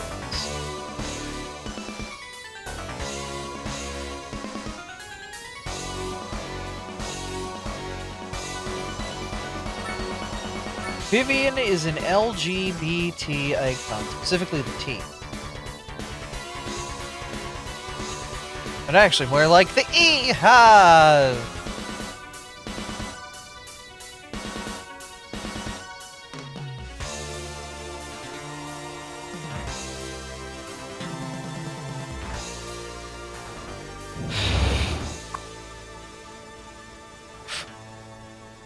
Really? Is this dude actually? Wait a minute.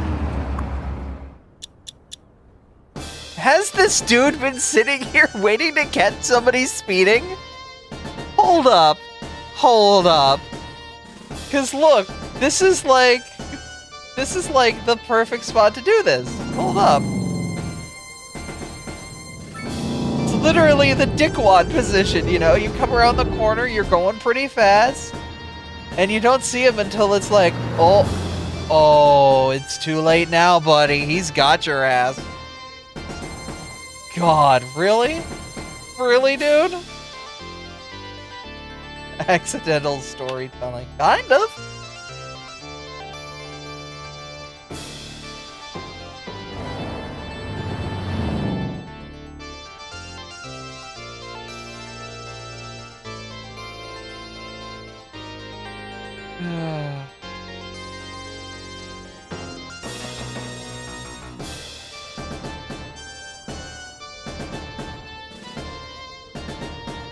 Okay. Traffic's passing through this area well. No.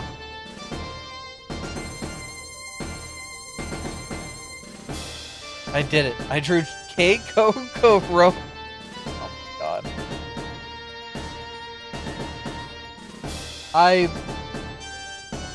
Certainly something. I'm surprised nobody's drawn the twink cat as something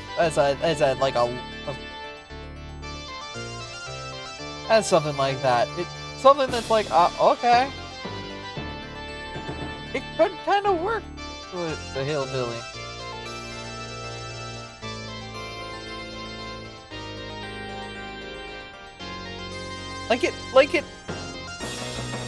It kind of works a little bit. The fat fuck hillbilly, not like full fat fuck, but like, it kind of works as like, in a general sense.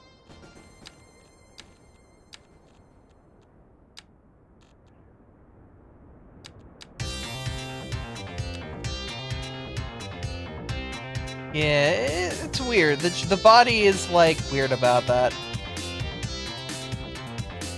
I'm filling in trees. I want that twink obliterated.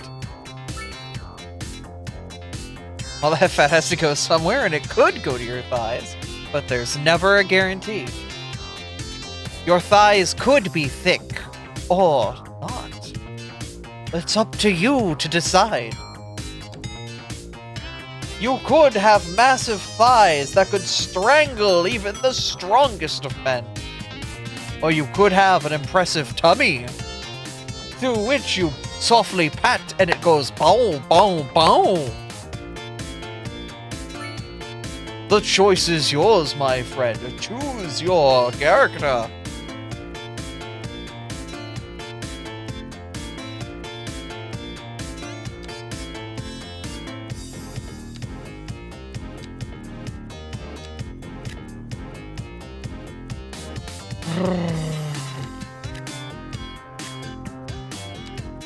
Man, look at all that commercial demand.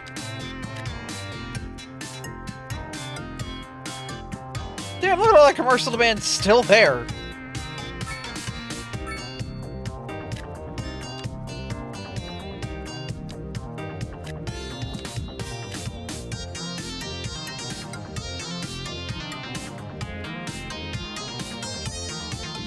God, I'm surprised there isn't an Olmec voice for, like, TTS Monster, because that would kinda slap.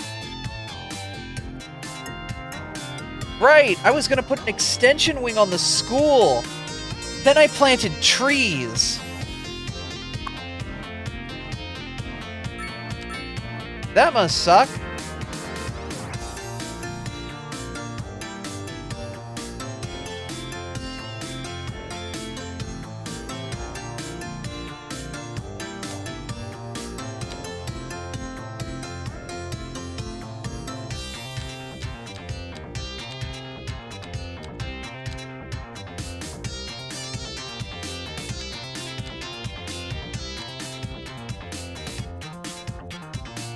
Can I just overtune education? Hold up.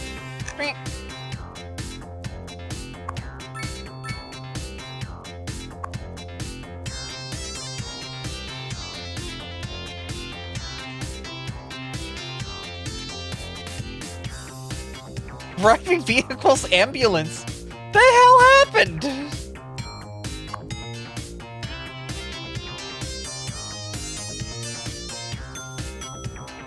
Thick thighs or belly drum, or a dump truck. What about the secret fourth option? Yeah, just put all that fat in your brain, like you've work out at the library.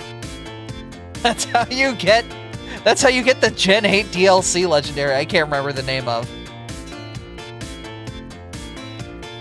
Those are some respectful eyes that...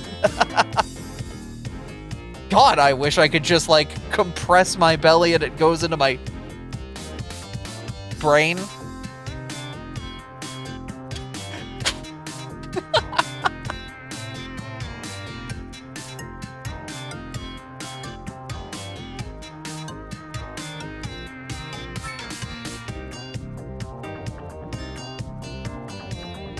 Power X is a Gen 8 legendary. Yeah.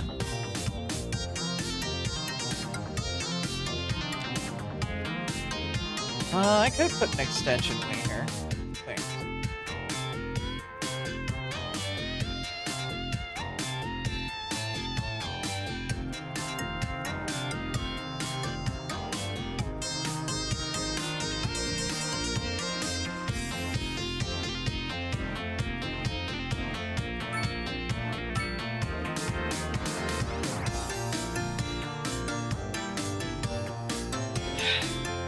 Darks without the crown is really cute, like a rabbit with 3 ears. Oh yeah, and then it would be kind of like that, like how like bunnies rode horses in like oldie English art of like battles and some weird shit like that, if I remember correctly.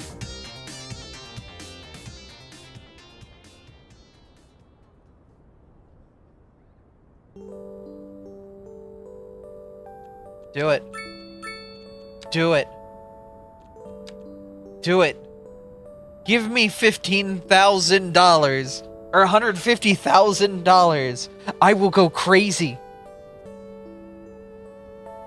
I will go mad. Hell.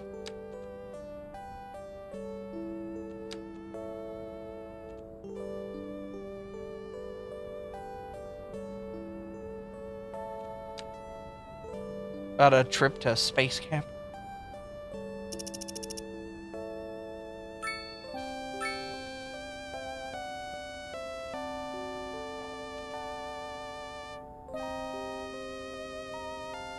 On, give me money. Money. If I educate my kids too fast, do they become like smart enough that they can just leave? Hold up. My genius plan. I will push children through the education system so fucking fast. I don't have to worry about not having enough buildings for them. I will hyper-accelerate these children. Please do not accelerate your child.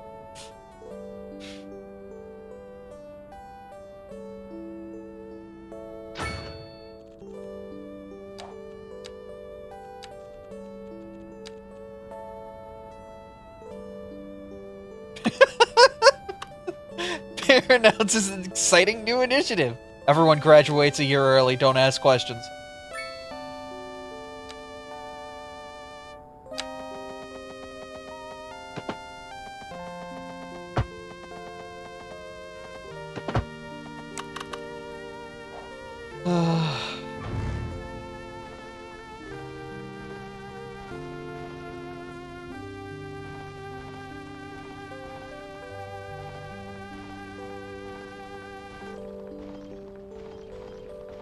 Oh, fuck your rocks.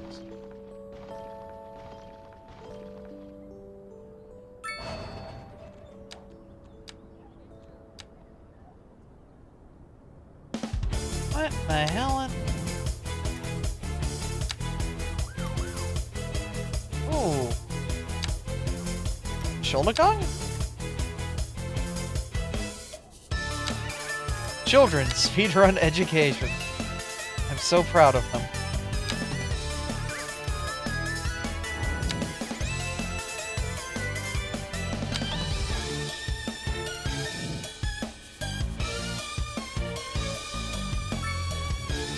Galactic.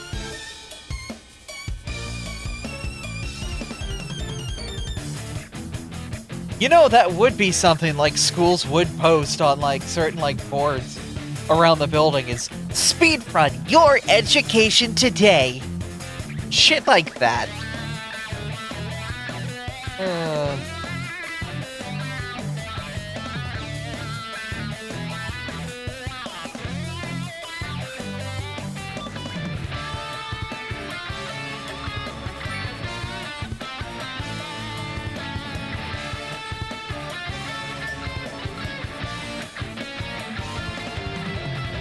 Okay. Well, city seems to be mostly fine. Mostly fine. See, perfectly fine.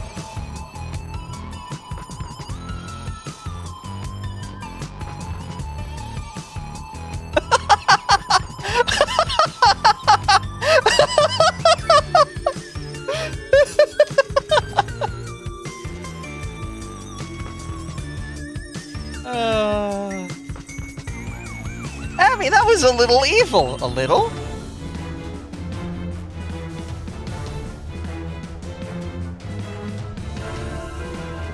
No, it was funny. And evil.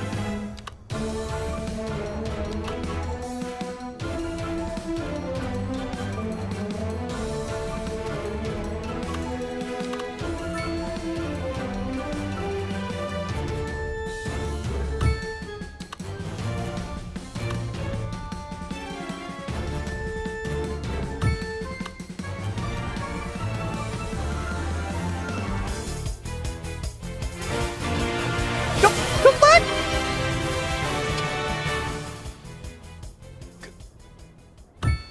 Thank you! You didn't have to do that, but thank you! Oh, thank you for starting a hype train! Thank you for giving me subs! You didn't have to do that, but that's very appreciated.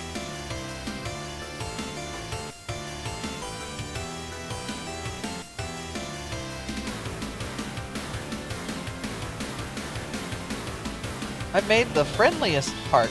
It's completely paved, so that way everyone gets a scrape and a bump.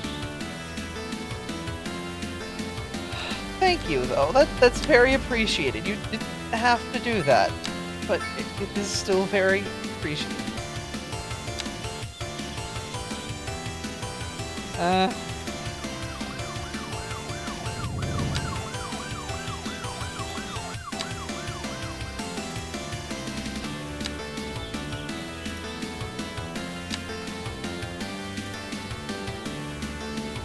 I like it after you had to struggle through the crowd strike. I know, but like... Abby, go touch grass. No! Well, not. It's appreciated, but you really didn't have to, though. It's... Thank you for your generosity. I hope the people who got subs definitely enjoy the content I make here. And I hope you have a wonderful day. That's actually not that bad of a park. Hold up. Hold up.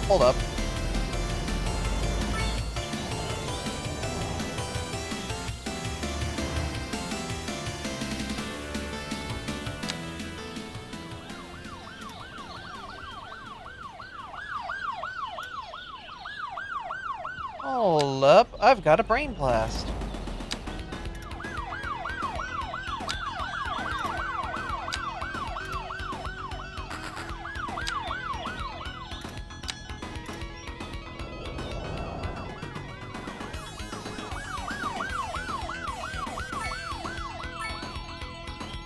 Ah, you can do little things like that. Okay. There's some neat things you can do with the mods here.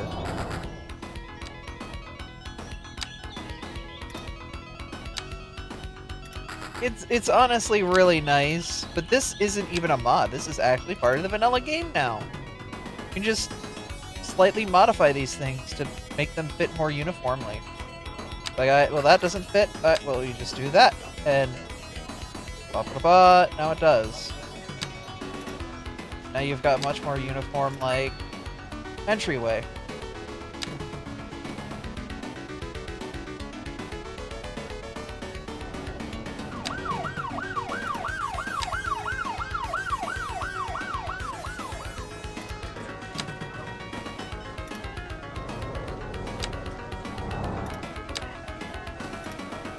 And look, now it looks like the building is flush against the road.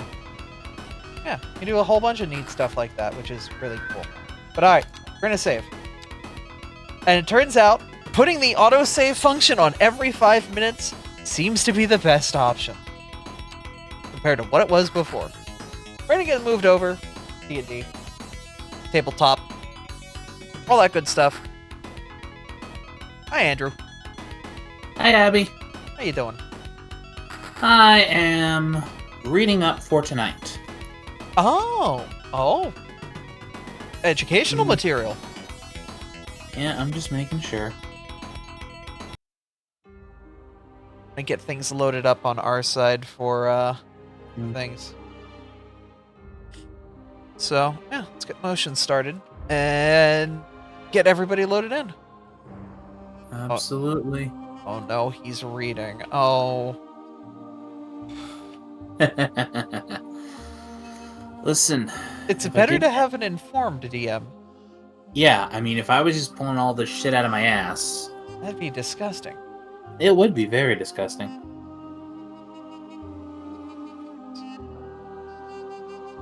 Well, let's hit Twitch chat with Bar. Actually, you know what?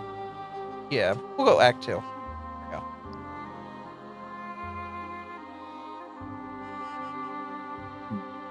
Alright, give it a second. No problem. It'll load. Happy my book is starting to fall apart. Oh, your Kingmaker book? Yeah. I'm sorry. Nothing to be sorry about. It's just I dropped it, and then the spine kind of split open.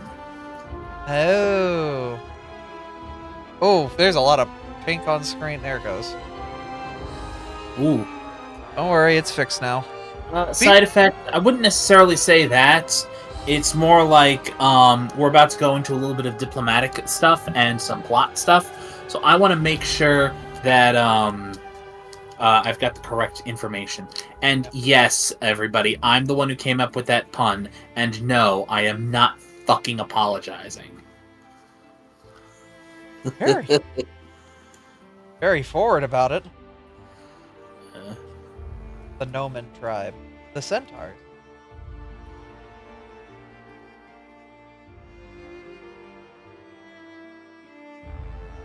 Alright, let us get things set up here. 20. Get the viewer camera ready. I don't think they're going to be really needing to view the maps all that much tonight. We'll see how far we get. We'll see how far we get.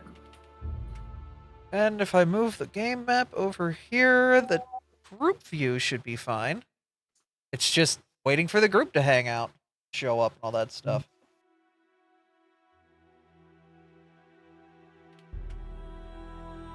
And I also need to fix V2.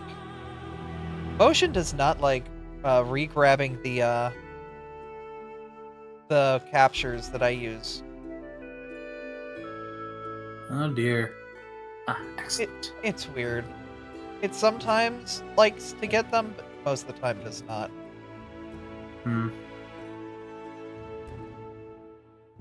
Go. Almost done. Find one.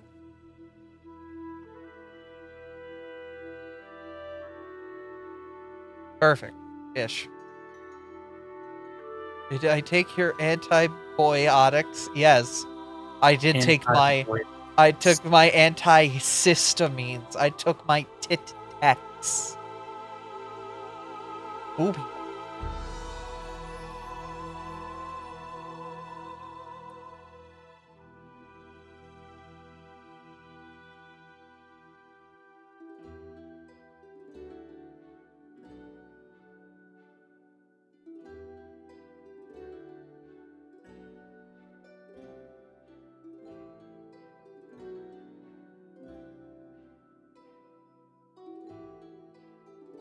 Why is there a... Oh, that's the actual roof of the play area. Oh, okay. Like, why is there a roof there? Right, because there's actually a roof there in the 3D space. I'm just a fool. Is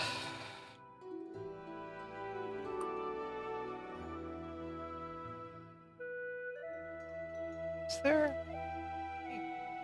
Poke the roof. Objects, ceiling. There, I have raised the roof. How did I make this scene? This is from a wonderful app known as Motion. So here, I'll come back to this scene. So, Motion is an app that allows me to basically make these like scenes for Tabletop. All of these are just Fuki text that are being displayed in 2D relative to the camera's position. Look, you can see the magic behind it all. everything is a lot of web captures in the app, but there's also some pre-built assets.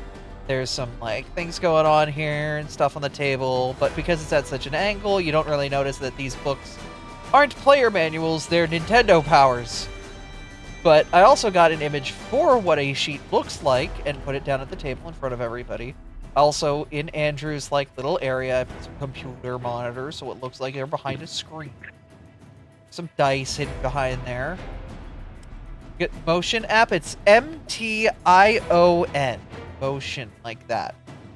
It's on Steam and it's free as a free app. Then I got pictures of kobolds.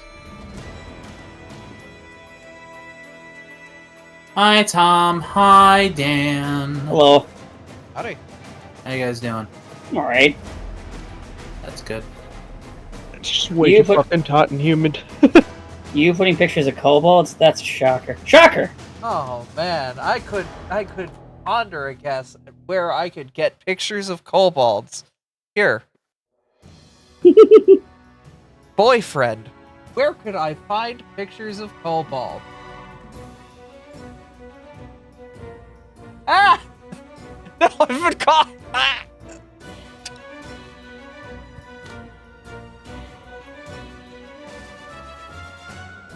You know, that was some shocking footage there. That's disturbing. You should put like a warning before that happens again. Oh, my stream is labeled mature.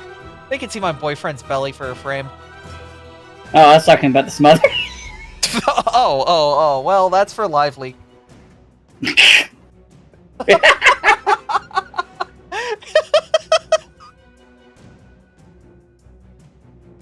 Oh, no, have you been? Fellow. He's tired. I dealt with the CrowdStrike issue all day today. CrowdStrike? You didn't hear? You haven't heard? No, I haven't really been paying attention to the news today. Explain it, Abby. Okay, so basically every major corporate IT infrastructure like thing out there that runs on Windows is running some sort of high-level antivirus. I'm not talking your Nortons. I'm not talking your like, you know, your baby shit like that. I'm talking Avast! Sophos. I'm talking CrowdStrike specifically. And CrowdStrike is used in a lot of things. Government bodies, hospitals, 911 response centers, and banks, and all sorts of other wonderful, very important things. Airliners. A lot of airliners. So it turns out that on the 11th, they put out a bad patch. And it didn't really do anything, so they weren't really, like, prioritized on fixing it. It just kind of made something weird happen with the network stack. But it wasn't something that Windows was really upset about. Until last night, when Windows pushed out a patch that, inexplicitly didn't really like that whole CrowdStrike thing and caused computers to BSOD when CrowdStrike interrupted the network stack from starting in the way that it should. And that caused about 1 million something computers worldwide to not turn on. And I'm not just talking client machines. I'm talking the servers that everything runs on. If it was Windows and had CrowdStrike, it died last night. Fucking what? So, this morning, while I was sitting with my boyfriend on the couch in the back room, just vibing, waking up, I get a text from my boss. Sign in now, we need you. Uh-oh. Yep. Which is pretty much corporate speak for shit's fucked and on fire. Pretty much. I spent the first 3 hours of the day fixing all of the servers I could get into the back end of, because to fix them, we had to boot them into safe mode and rip the file out that was in there. If that was even allowed. For some VMs, we had to unmount the VM and mount it to a working system as a second drive, then remove the files.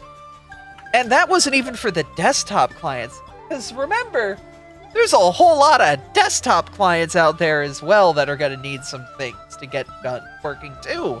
And it turns out not just booting into safe mode got them fixed, but you had to edit the actual, like, boot order of the system because you can't just boot in a safe mode if you have BitLocker enabled, because BitLocker prevents that kind of thing as a security measure.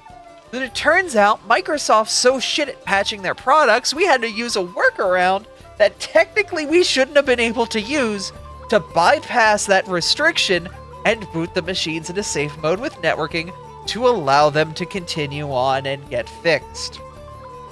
We had 60 servers down and about 860 something clients out. By 5 o'clock today, we had 3 clients down. Jesus fuck. We worked fast. At my height, I was probably fixing about 15 to 20 machines an hour, which it was physically on location, like running from teller machine to teller machine to teller machine, doing that, while we had remote techs basically instructing whole branches on how to fix it remotely.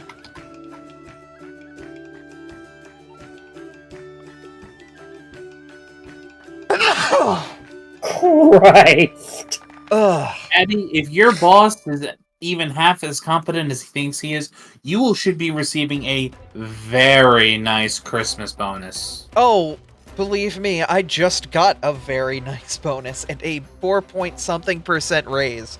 Ooh. Look, nice. This comes on the heels of that, and I'm just like, I think I've earned my next one.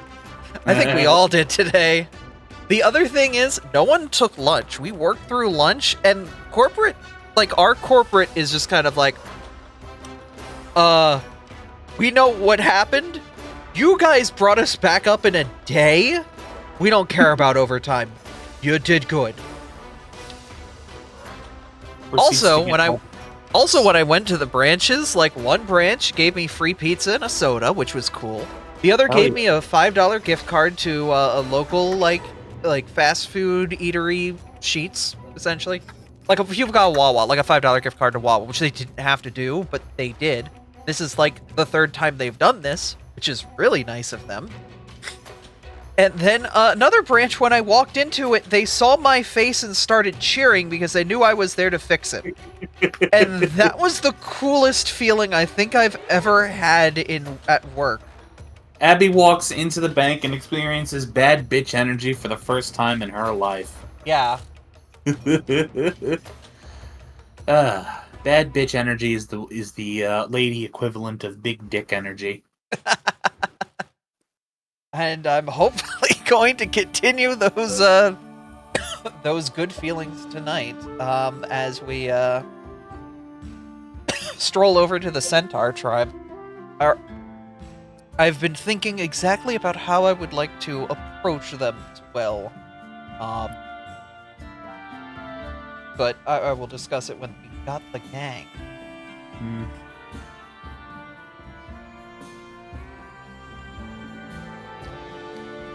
Gee, gang.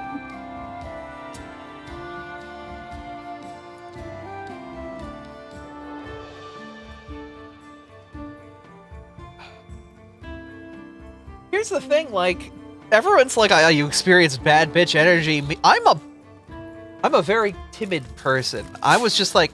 Oh. Okay. I didn't know if that was a bit.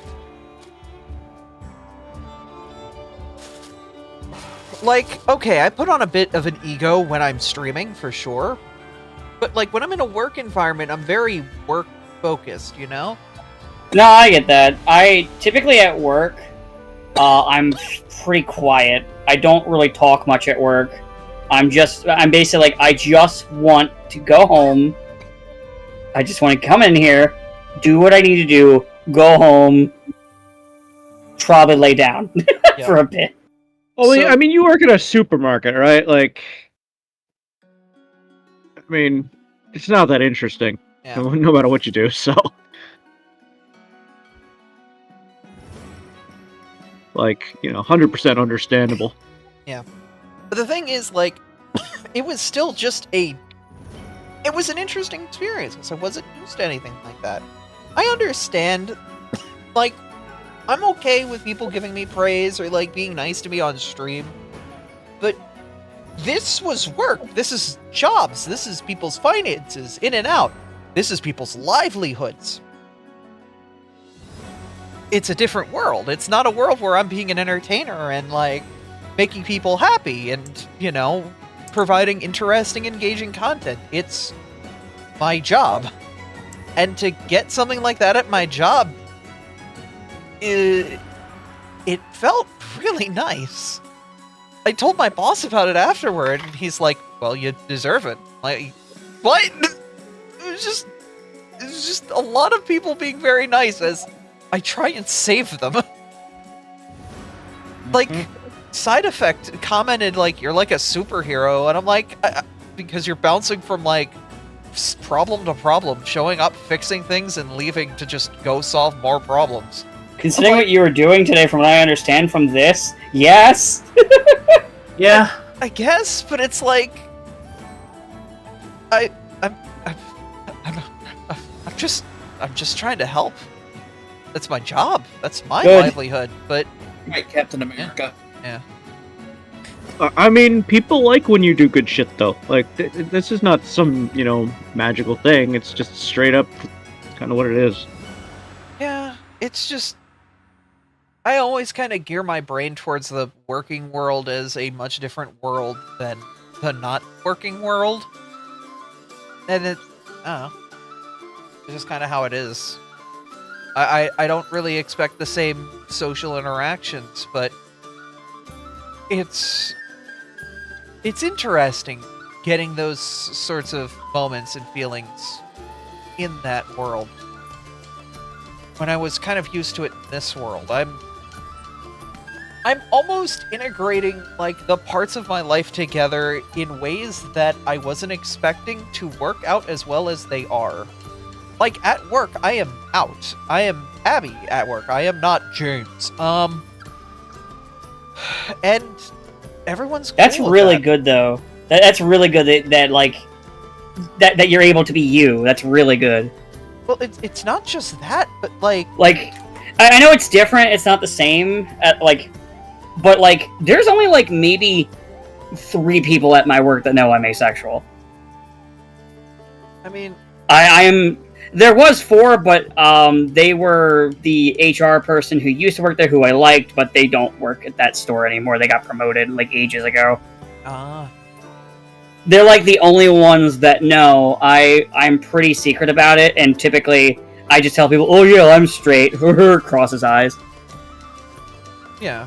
I mean, it is yours to share, I just... Yeah, I'm just saying, like, it's really good that you're able to do that. I mean, I didn't want to wear a binder, and I didn't want to pretend I'm somebody I'm not.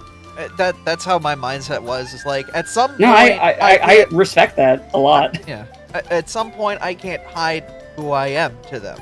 It will leak out, and I would rather just get it over with now and rip the Band-Aid off. That's completely fair. And, yeah, but basically when I did that, So I work for FIS, which is a contractor of Freya's Big Head. Hello. For Fugitech's the old Fugitech. It's not Elvira right now, so you're just massive head is over next to Andrew. Because I am now in multiple different calls that use it now. Oh my god. Yeah. You can. I wonder if you can, because. Yeah, because I could switch between. Yeah. Okay.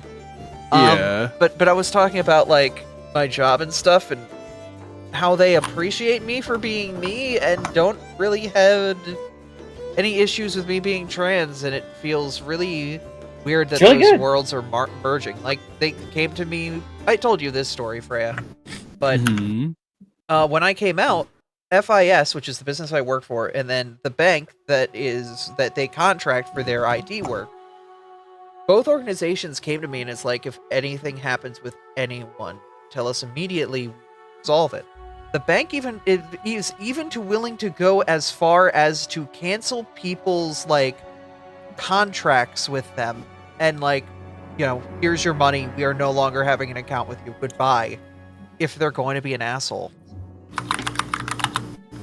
And that step is kind of like, oh shit. You will kick people out of your bank? You will lose money because somebody was a dick? Like, shit, okay. Alright, you go, girl. You go, piss girl. That's really good. That's really respectable. Yeah. Yeah. 100%. It is honestly refreshing, and it feels really nice to know, like, where I am is that nice of a business. Yeah. Yeah, It's kind of depressing that it's like the exception to the rule, though, because almost all the trans people I know, they have to either choose between being out or having a career. Which sucks. It's stupid. Yeah. Like I said to her before, like it's different. It's not the same thing, but like I'm at work, I'm pretty quiet about, and actually even IRL, I'm pretty quiet about being an ace. Only like a handful of people really know. Because it's easier for me. Because I don't want to get into it. Some people react funny to it, I know, and then it's easier for me just to be like, "Oh yeah, I'm straight." Cross his eyes and just walk away. That's fair. Unicorn Rare Company of respecting queer identities beyond rainbow capitalism. Yeah, your job is kind of based. No, the thing is, Then expect they'll throw someone out the fucking airlock if they do that shit. Yeah, that's pretty damn good. Like both, like the parent, like the organization I directly work for and the bank underneath it are based, which I feel like is like, because here's the pathway for a lot of people who work where I'm at in FIS. If FIS ever squeezes the choker on us and is like, hey, we got to get rid of some people, the bank has actively hired people who were working with FIS into their internal IT crew because they know they do good work. The bank like goes out of the way to be like, no, you're not going anywhere. We need you. Hell yeah. Shit, I'm gonna have to be right back. I'll be back in a couple minutes.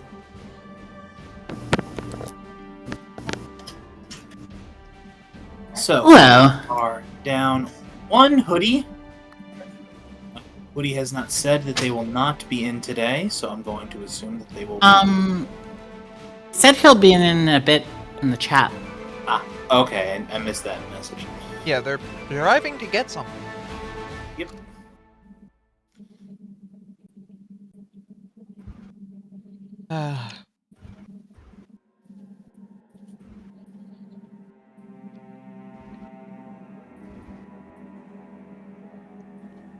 So, was anyone affected by the CrowdStrike baloney today?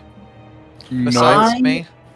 Like I said, I'm not. We have Carbon Black, so we didn't have to care about it. Well, we did care about it because like a bunch of customers got affected, and then all of our customers used third-party services that got affected. So I think it was like there were like 60 services they were keeping track of from other companies. You know what's funny? We just got rid of CrowdStrike. We just got rid of Carbon Black for CrowdStrike a year ago. Oh no! Oh, that's funny. Yeah. Oof. It's like, who's laughing now? Well, what's funny was the problem is the way the bank does their security, they're so locked down that Carbon Black consistently had conflicts with the way they wanted to lock things down, and we would constantly be butting heads against that software compared to the CrowdStrike.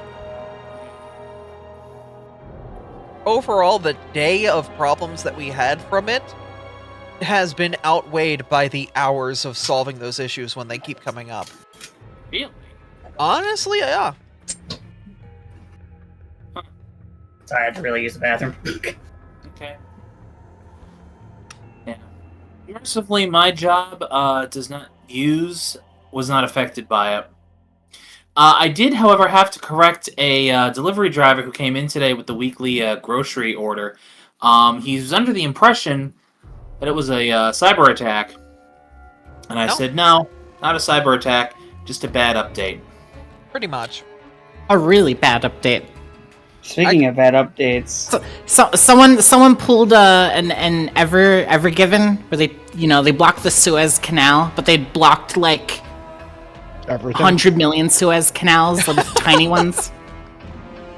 We've cut off all of your estuaries. Die.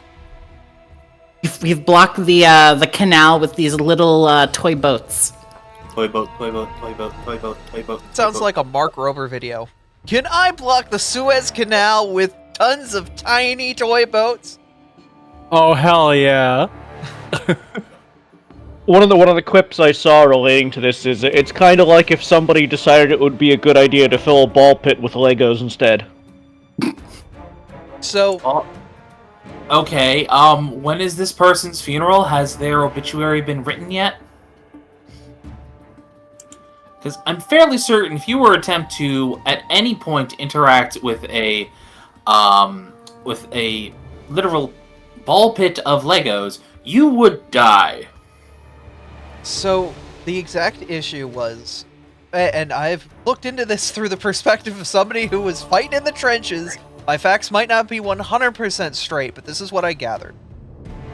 On 7/11, CrowdStrike issued a patch to machines that was, in fact, not working properly, but did not critically affect the systems. From what it appears, that patch delays the initiation of the network stack. Basically, it does something to basically check over the network stack before letting it go at the start of a computer, or the initialization of the network stack.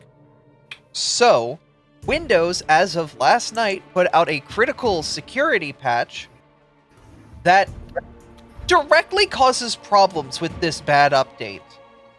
And the moment that they interact, the computer dies. A Thursday night patch release into Friday basically caused that conflict. That was a required patch that Windows pushed, superseding any private update environments like Software Center or things along those lines.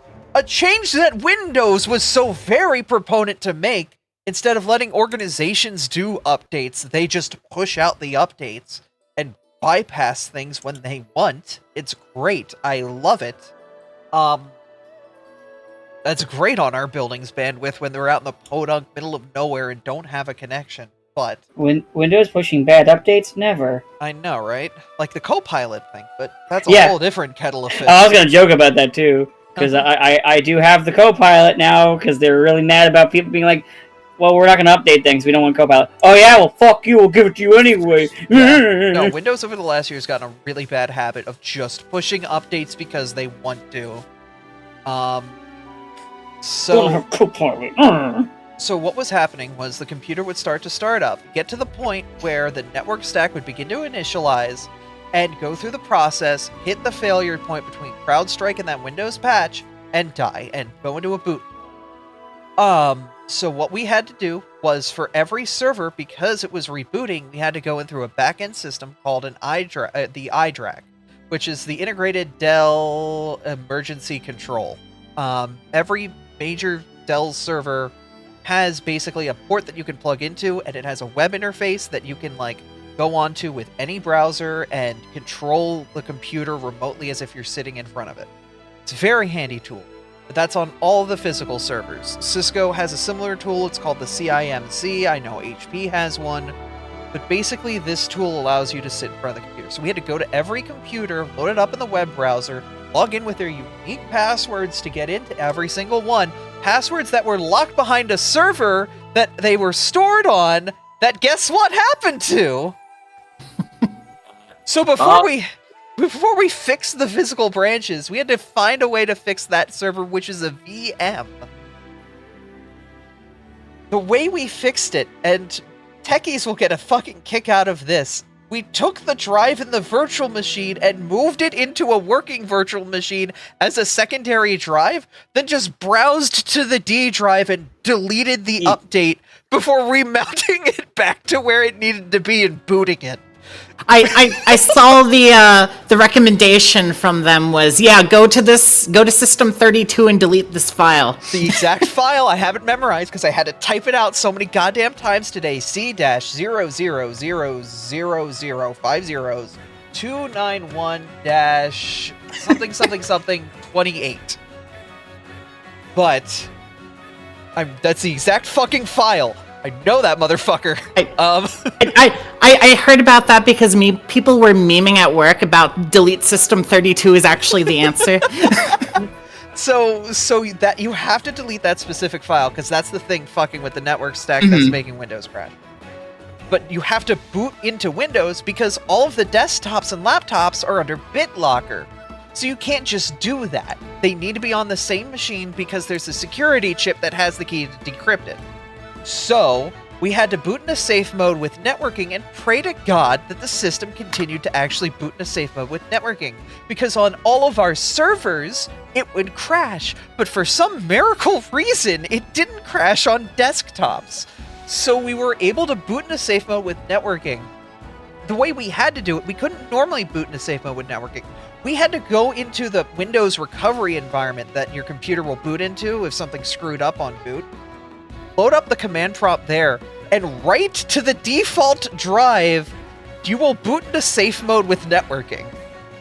And then reboot the machine, go into that environment, and rip the file out, then go back into the boot sector, and you will boot normally, instead of it automatically resetting like it should, because we had to manually write it there, because that's the only way to bypass a security oversight that Microsoft has, surprise, surprise, where if your machine has BitLocker, you can't get to the safe boot menu, you have to put in your BitLocker key first. But it somehow lets you get to command prompt, which allows you to just write to the boot sector. Why? That sounds like fun. So we bypassed Microsoft's security routinely on 800 machines to write to the boot sector, to get it to boot to safe mode, to log into the machine with our admin credentials, because the normal credentials were locked behind 17 layers of Azure's environment. We're not even going to talk about Microsoft Azure right now, because he is significantly different from my Azure. But basically go in, log in with our credentials, delete that file, rewrite to the boot sector, reboot the machine, and then pray to God it didn't break, and it didn't. And that's what we had to do with the 800 and something machines. For the servers, it was a little bit easier because we were able to basically expedite that whole process. But we went through and fixed all of those machines in a day. And I got free pizza. Nice job. Pizza party. Is it cheese? It was meat Or lovers. did you get toppings? Yeah, the branch ordered like meat lovers for the ladies that work there, because it's like, you're all here, but there's no work to do. Have a pizza. I don't know. Yeah, at another branch, like I showed up there, fixed everything. And she's like, here, pulls out a $5 gift card to Sheets and hands it to me. I'm like, thank you. This is the third one I've gotten from you. I could almost fill up my cart. Yay. And at another branch, I got a standing ovation when I walked in. Like, they all fucking popped off, and I was just like, bad bitch energy. No, it was just like, okay, I'm here to fix your stuff. Let's go. We got this. And, cooked them through it. And they were like, how the fuck you type that fast? I was just like, this is what I do. That, and I've downed a whole can of energy drink and enough soda to last a lifetime. I am on nothing but adrenaline, and caffeine, and estrogen right now. I've become the Flash. The thing that they don't seem to understand is that as an Abra wearing the skin of a human being, you use your psychic powers to assist in your ability to type faster. I don't like the expression, an Abra wearing the skin of a human being. Don't ask. Ask me no questions, I tell you no lies. Bye. I gotta say, my day was significantly less interesting. Though we did have a bit of a rigmarole. We had some guys on site today to upgrade security. And their company's COI was not accepted by our building's insurance broker. So I basically had to spend an hour being the middleman between my incredibly irate HR supervisor, the IT guy who is incredibly chill, but is, this is the kind of thing that's been put off for like 3 years now, so everybody's just kind of fed up with it. and the technician's boss, who was doing the best he could, but everybody else had apparently fucked off on Friday. Mercifully, we were able to get everything in order, but I can't help but feel that my boss, this may have ended up being the last straw for my boss in whether or not we decide to move the office. Oh. Because we've been having problems with this building company. By move the office, is that farther away or closer? Well, you see, that's the thing. I don't know. I would like it to move it across the Connecticut River, because then it would be, it would just generally be closer. But I don't know where they would want to move it, if they would want to move it. So, kind of is what it is. How long do we want to wait for Hoodie, or? Well, it's 8:25. It's been like 30 minutes since he said it, so... I'm willing to give him another 5 minutes, just to kind of, even it out a little bit. But I think we can get started at 8:30. Okay. I got 2 double-sided tape. I had some 3M pads that I used for a while, but humidity kills them, and now all of the ones that I have in like my backup store of them are pretty much dead. I just need to buy another box. I don't know. I'm just trying to make conversation. I haven't eaten all day. I am ordering a pizza. Oh, hell yeah. Very interesting day today. Just because I play Star Wars Legion, which is a tabletop war game for Star Wars. And the company has basically announced that they're doing not a new edition, quote unquote, but everybody's calling it a new edition because they're kind of overhauling the way the mission setup is made. And basically, we're going to be getting a lot of stuff. Nice. A whole bunch of stuff. I am going to be inundated with plastic crap, and it is going to be phenomenal. I will, in fact, be converting my old home office into a space that I can dedicate to mini painting. It'll also be able to serve as an extra bedroom for guests. So, Artemis and Abby, when they come over in October, they will have the honeymoon suite. Oh. We will not make it. That's so gay. I appreciate that. Also, hi, Hoodie. Hello. How are you doing today? Good. I got... It's the right link. Let me check. Correct. I got this today. I put it in the Pathfinder chat. Oh,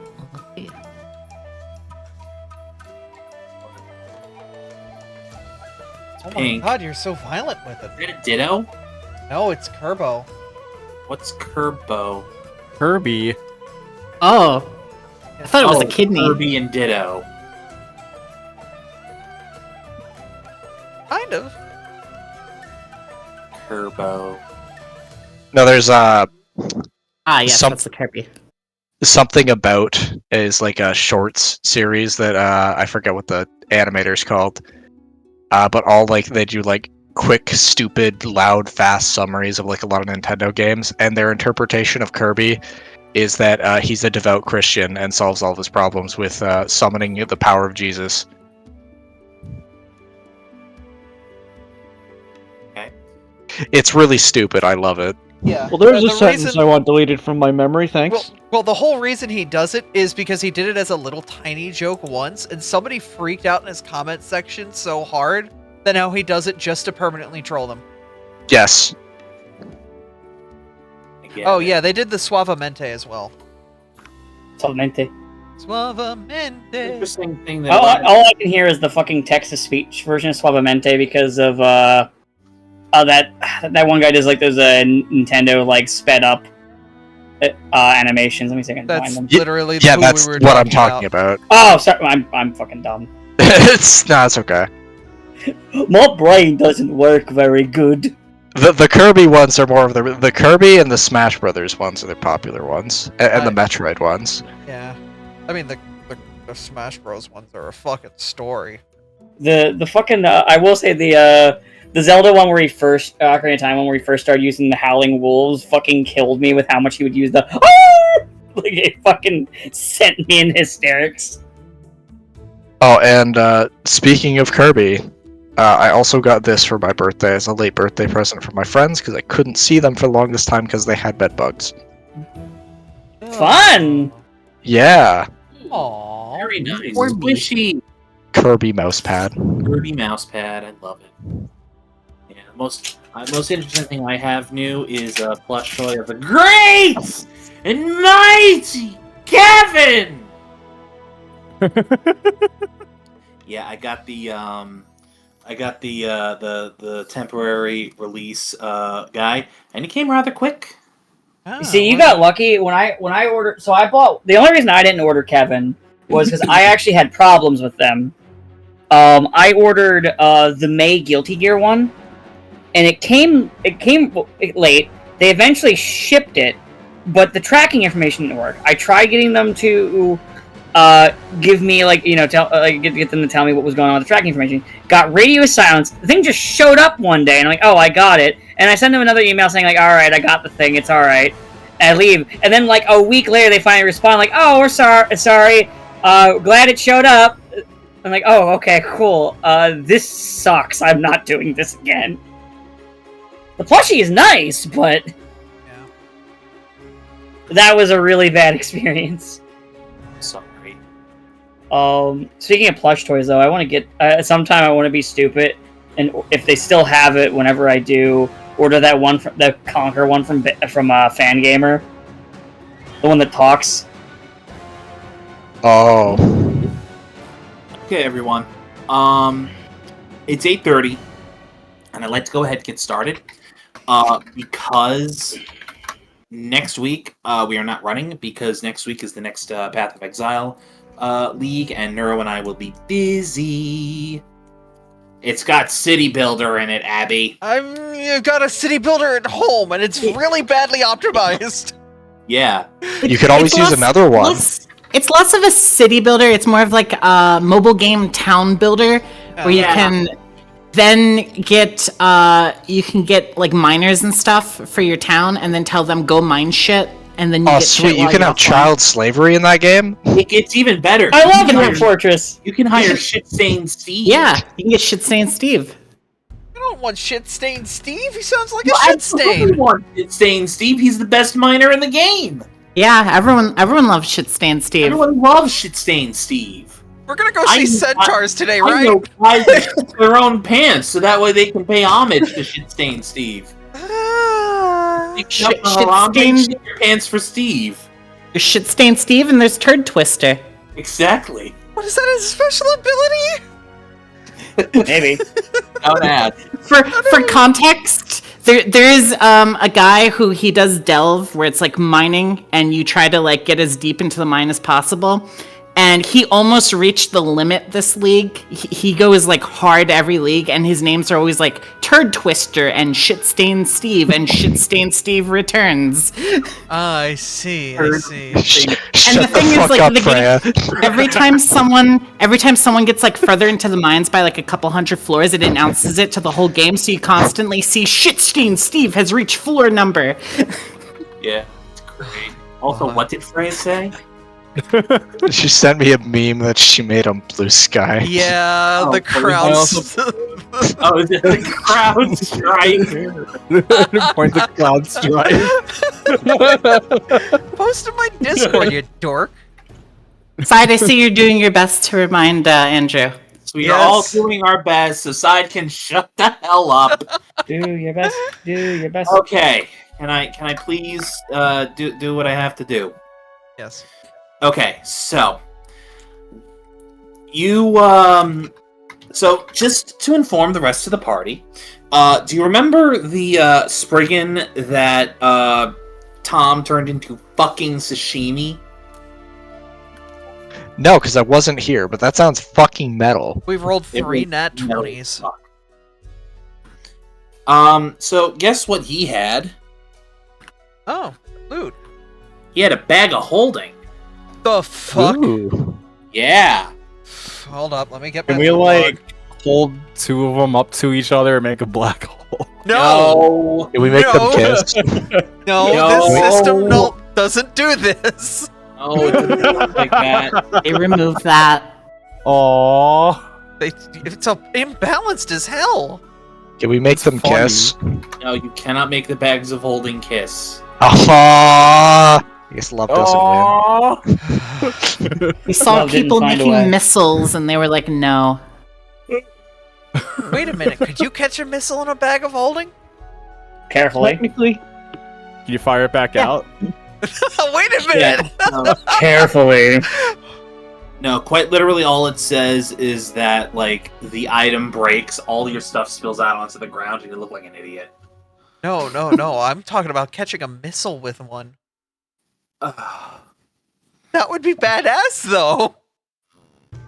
Come back to me later. Sorry, I can't. Yo, but what if you could smash Villager a missile using a bag of holding? What can you say you love her if you want to eat her poop? What the fuck? Where did that one come from? Isabel pulling out her inventory, dropping a bomb on Steve. Pipe bomb. Pipe bomb. Okay, we need to get. You need to compress water as much as possible into a bag of holding, so when you open it up, it like just cuts someone in half. Look at the water. Got the tree. Don't die. God. You remember that, Freya, don't you? Mashed potato. Okay, so inside the bag of holding, you find the following. You find 600 gold pieces and assorted coins and jewelry, a small payroll coffer containing 500 silver pieces embroidered with the sigil of Varnhold, a random assortment of gems in a separate bag worth about 350 gold pieces, a +2 longsword with the crest of House Varn on its pommel. Hold up. A +2 what sword? Longsword. Or with Varn on handle. Okay. A wand of spectral hand. Of spectral hand. A messenger's ring. Messenger's ring. And an exquisitely carven magical longbow.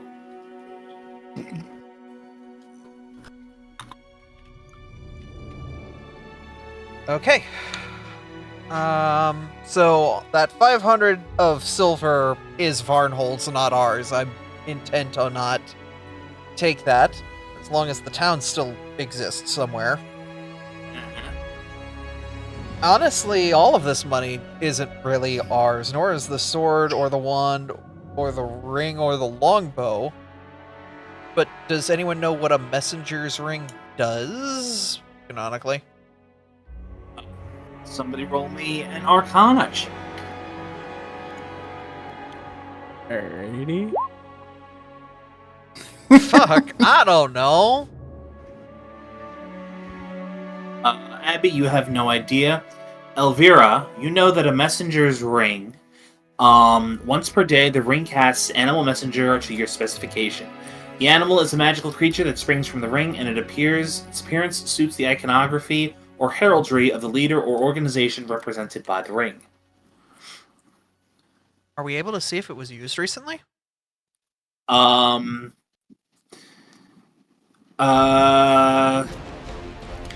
It has not been used recently. Unfortunate. I feel like they would have used something like this to contact us. Yeah. Mm-hmm. What the hell happened to these people? Alright. For now, I guess we could take this with us, but I want to hand it back to Magar Varn. I don't want to hold on to it, but I also don't want to leave it here in case others come. Alright, that's fair. Alright. So, I'm assuming... So where are you guys headed to next? believe we were going to go to the centaurs to question them, and then if the centaurs are chill and not, anything difficult, then we could go on to that mysterious island thing that we heard about in the books.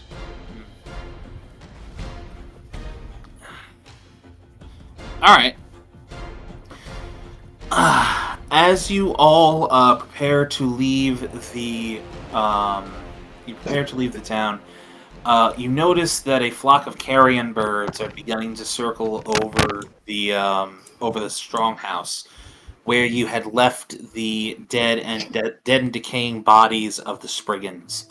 One crow in particular lands atop the inn and seems to observe you momentarily before flying off to join its brethren in the carrion feast. I don't like this. Hold up. Wait a minute. Hold up. I have a gun. Shoot it. Actually, yeah, wait a minute. Can I take a pot shot at it? You may attempt one. Alright. I've got a bad feeling about that bird looking at us. I feel like...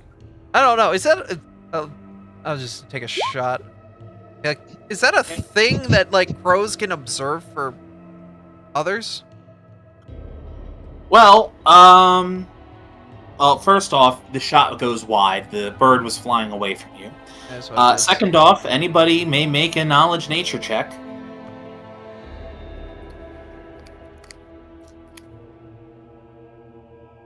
Feels like an old wives' tale, but if there's some merit to it, I don't want that thing reporting that we were here and we're not home. Right. Reese's, you are well aware that crows, ravens, magpies, and other corvids have a natural pre-chance for shiny objects. It is not unheard of for some species of crows to literally snatch gold and jewels out of the hands of unsuspecting travelers. And considering that you had just spent the last 10 or so minutes going through a proverbial horde of shiny objects, it doesn't necessarily strike you as odd that a crow would be watching you. That bird just robbed us. Well, the bird didn't fly away with anything. It robbed me of a bullet. To be fair, you're the one who fired at it. Yeah, well, I was hoping to get it back. How were you gonna... You know what, never mind. Picking it off its body. Yeah, probably just the same we don't piss off an entire flock of crows, because those little bastards remember. They do. You should ask my cousin Ernie. You can't ask him anymore. I'm more afraid Did he of... explode? I don't know, somebody... We just know that this ring fires a magical animal that, like, can talk to people. Couldn't a crow maybe be, like, magic and report to somebody that something's... I don't know. I'm being superstitious about this. Could be a druid's friend, I don't know. Alright, so... You all proceed to, you leave the town, and you proceed to the southeast. Following the map that you were able to put together back at the Stronghouse, to the location that has been mentioned as the campsite of the No-Men Centaurs. Traveling across, you leave the river behind and come across a wide open plain. The area seems to stretch on for a long period of time, dotted by small groves of trees, rocky copse here and there. And eventually, on the horizon, you spot what appears to be, if you take a quick look at it, it appears to be a person riding a horse. However, the figure on the horizon seems to turn towards you, and you realize that it is not that man and horse are not separate. However, they are one being. It is not long before you find yourself surrounded by a ring of 8 centaurs. They all seem to tower over you, spears and bows in their hands. The lead centaur brings his spear up and levels it at you. What need have two legs go in gnome and centaur land? Alright, I have things for this. I clicked them last time. I would like to make an impression. I will use group impression. Oh, something I forgot to mention. The Ring of Messenger gives you a +2... Hang on. What's the bonus? Oh, Andrew, Crisp is like eating you. As you get away from the mic, you're like getting cut out. Yeah. Really? Yeah, Yep. it's being pretty brutal to you right now. Hang on. 1 second. It's alright. I think that my fan might be interfering with that. Right, it did that before, didn't it? Well, I had my fan on high tonight just because it's so hot. Okay. How's that? Significantly better. Okay. Mhm. The Messenger Ring also gives you a +2 item bonus to diplomacy checks. Okay, and I... can item bonuses stack? Because I also have my cape. No. You take the highest bonus. Okay, I think the Cape of Repute here... I can activate once per day to make a greater stature against a creature. If you roll a success, you get a crit instead. And a +1 item bonus to dip checks to make an impression. But I will ignore that to use the rings +2 and roll diplomacy. 31. Okay. Go ahead. Alright. That is my diplomacy, is a 31. Alright, do you wish to add any flavor text to that? Well, with a 33, because +2, be like, I am the Queen Minister of Kingdom to Kingdom Face. I have come here with 2 missions. To investigate the disappearance of the citizens of our allied state of Varnhold, and to speak counsel with the leader of the Nomen to ensure that they get to forever live these lands free.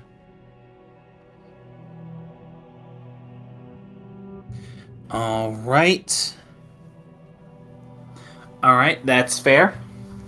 The Nomen, the centaur seems to lower his spear, but he still affixes you with a steely gaze. We have heard such lies coming from two legs before. Long ago, two legs came from the south, said that they brought civilization and knowledge to our borders. They merely took our land and killed our people. What makes you different? I wanted to know about you and your people. I want to learn and see how you operate and see how your culture works. I want to ensure that you have the respect, because one day I would hope that children from our civilization and children from your nomad tribes can live in harmony and peace. Okay. Yo, spoken like a real Wook Lamont, let's go. Alright, you may make an additional diplomacy check. However, this will be at a -2 penalty as you are the only one who is talking. Okay. Ooh, very nice. Okay. The centaur plants his spear into the dirt, and kind of his gaze has softened somewhat, and is kind of looking you less as a creature that a creature that may be hostile, more along the lines of a dog that is looking at something it's never seen before. A gaze of inquiry and puzzlement. If you want, I can get on all fours like a fox and, be a 4-legged creature. Actually, wait a minute. No, I have the ability to just be a fox. I've never used this before. I can just be a... You have, in fact, never used it before, but the centaur raises a hand and kind of tells you do not need to do this. Your words are different from the others. We know of the Two Legs city that has gone missing. We will take you to meet with our leader. I warn you, though, the open hand of the host has been offered. Should the hand of the guest find a weapon within it, then the hand will be denied, and the fist of the warrior will be all that you know. Understandable. We would expect the same from you. Of course. Entirely reasonable.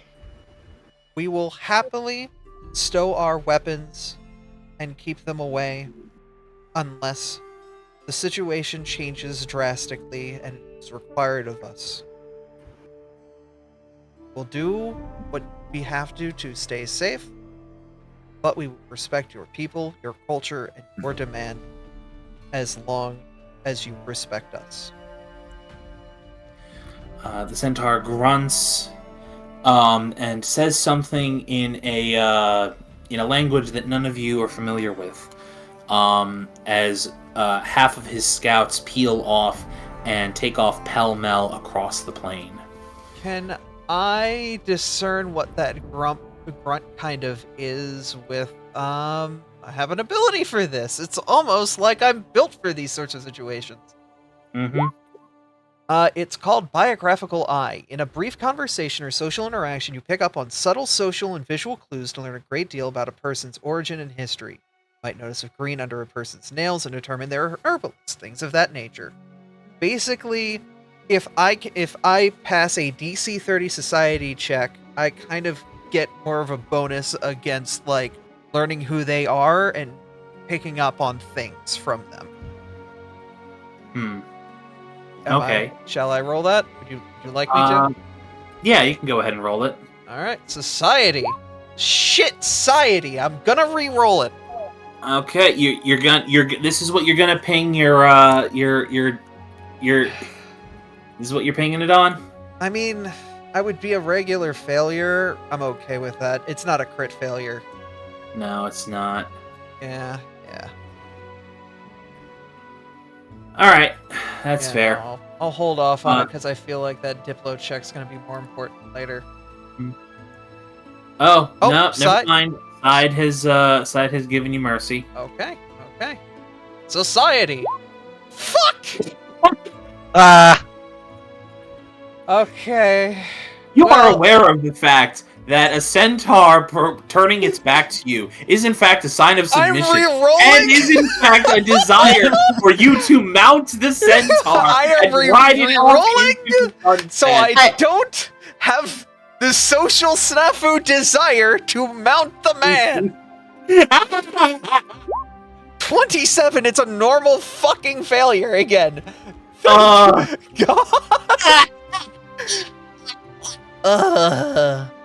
Oh my god. Side effect, thank you for that. Oh my god. Wait a minute, I have another one for this. Glad hand, first impressions are your strong suit.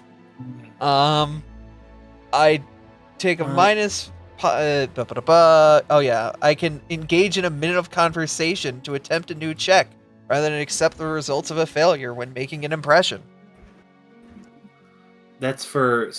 oh, that would be for before, right? Okay. Yeah, that would have been before. Okay. Oh my god, that was beautiful. That was... I am not mounting the man that wants to kill. God. The centaur turns back to you, and pulls his spear out of the ground.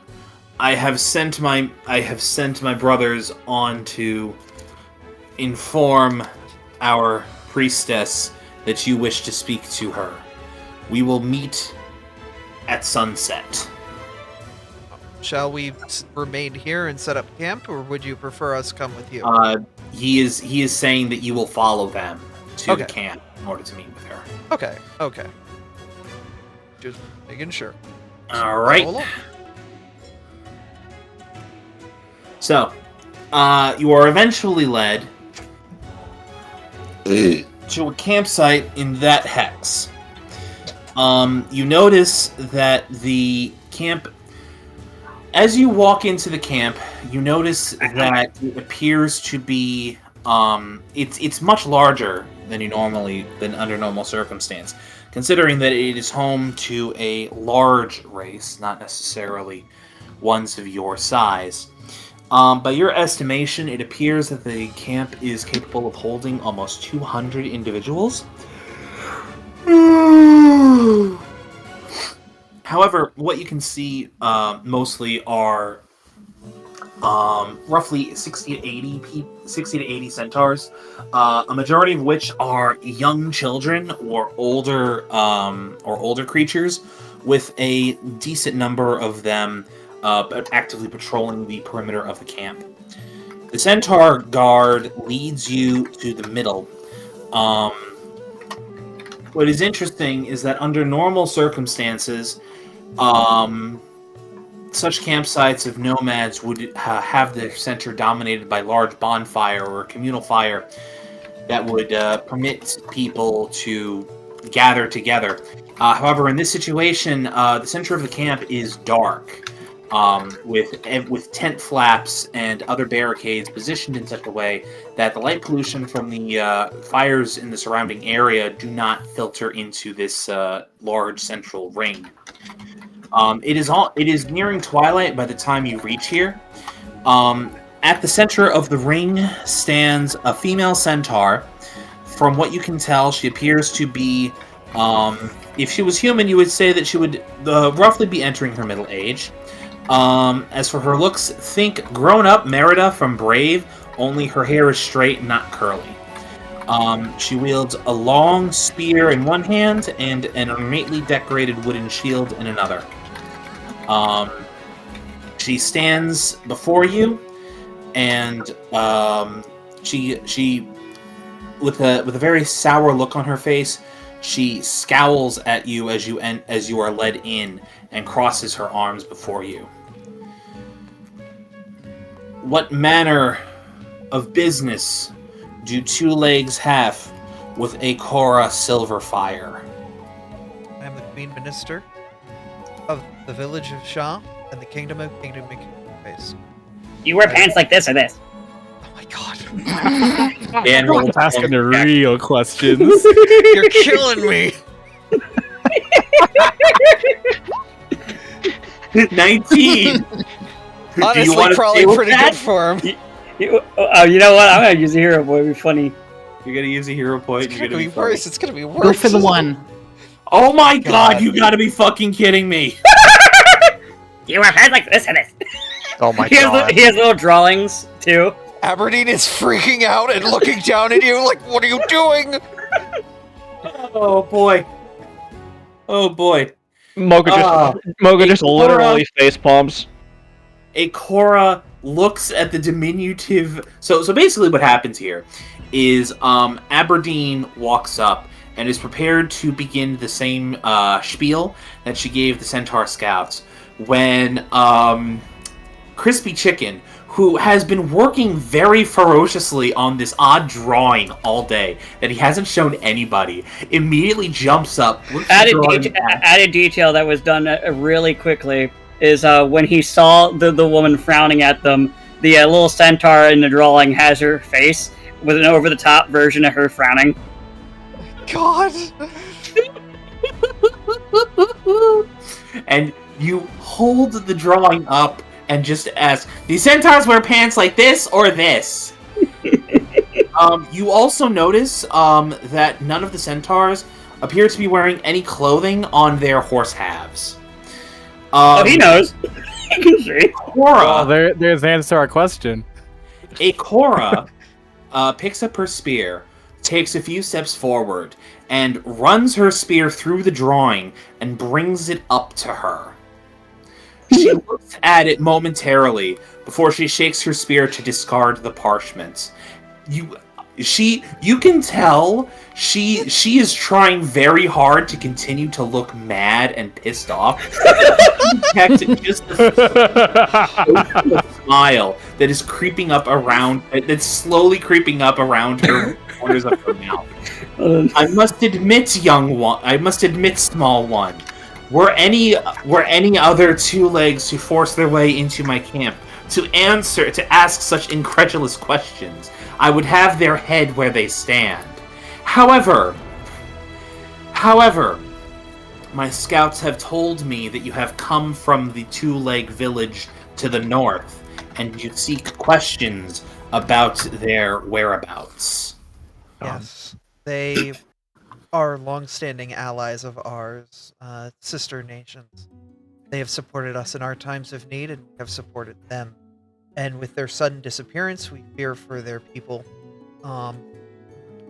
We want to ensure, what's happening before we take further courses of action. And we would really like to, ensure that those people are safe. It doesn't matter who anyone is, you don't want to see innocent people get hurt. So we want to make sure if they're being kept somewhere, if they fled to somewhere, we can get them back, get them safe, and help them with whatever is going on. But it is not just that. I want to, as one leader to another, extend my hand to your group of people to ensure that we have a long-standing peace between us, and we do not invade your lands, and we do not infringe on your people's rights, happiness, or freedoms. We want to ensure that you are defended from threats with our abilities as well in an alliance. Okay. Hit me with a diplomacy check. Hit the button, pray it it's good. No! So, you see, Abby, that was a very impassionate speech. The one problem is that your fly was down the entire time. My what? Yeah. Hey, guess what? It's exactly 9 o'clock. It's exactly 9 o'clock. You can hear him point it. Artomus has given you a free reroll with the assistance of Talk Better. Thanks, hon. There we go. You fucking idiot. Alright. Well. I can't believe that there was a timeline where somehow, even though I had to reroll as well, there was a timeline where you nat won it after someone doing a stupid gag with a goddamn centaur with pants on past. Look, that timeline. That's like one of those comedy bits where a character keeps laughing about jokes at his part, and then another character makes a joke that's very light, and he goes, "You crossed the line." Yep. Oh, that was just beautiful, right there. That was science and poetry and all that other bullshit. Akora, takes a few steps back behind you, from in front of you, and begins pacing. I see that Two Legs' words have not changed very much. Long ago, a great army of Two Legs from the south came here. They called themselves Taldane. They said that they would bring our people civilization and culture. However, all they did was plague our lands. They killed our people and took from this earth. Let's see here. What's the nation? You say that you are here to protect us. I ask you, what would you be protecting us from?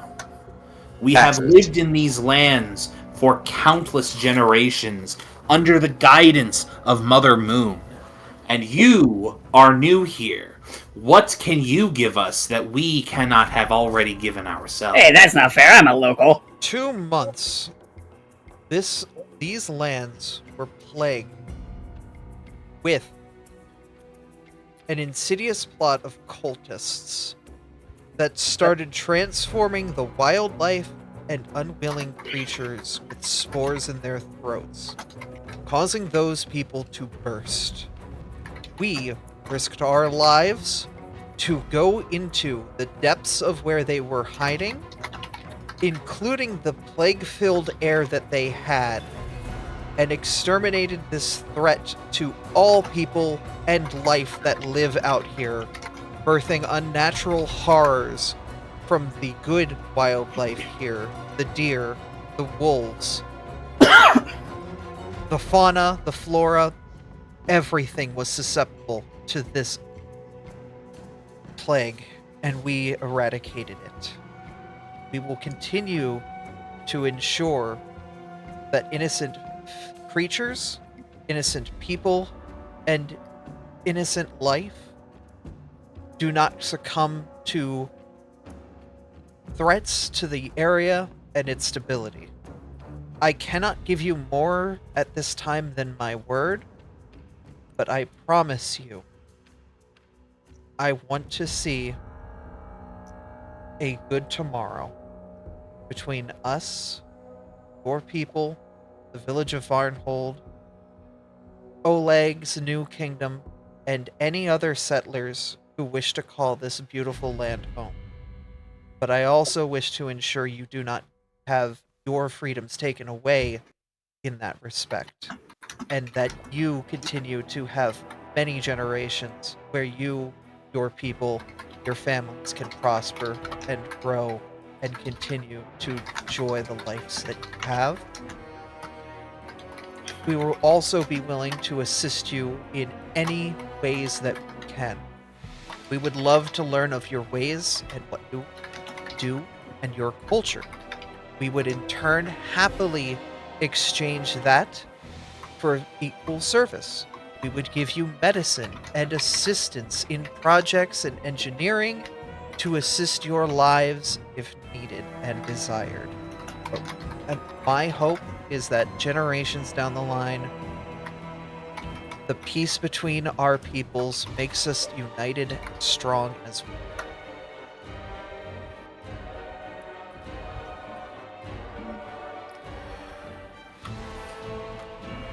Diplomacy? Go ahead. Okay. Democracy! I love democracy. Democracy. I feel like I'm rolling democracy right now. I might re-roll that 20. Could be worse. We could be actually playing diplomacy. I'm gonna re-roll that 20. You want a game that's gonna kill fucking fair and friendships. I can't even help you with that. I've got a 0 in diplomacy. Yeah. That's better. My diplomacy's been rolling like shit ever since Crispy showed off that picture of 1, a 10, a 4, and a 11. Throw off your game. Ugh. Yeah, every now and then while you're talking, your eye just like glances over at the piece of paper on the ground. It's really difficult not to pay attention to that. Can we just throw that in the fire? I'm keeping it. Okay. Yeah, like in halfway through the middle of your monologue, Crispy toddles out, picks up the paper, kind of dusts most of the dirt off of it, and just toddles back behind you. It would cause a moment where I would just pause, watch him, and then as soon as he's back, just immediately attempt to resume where I was at. Just try to be like, okay, I guess it happened. That makes sense, I guess. Today's been a day. Today's been a day. Ikora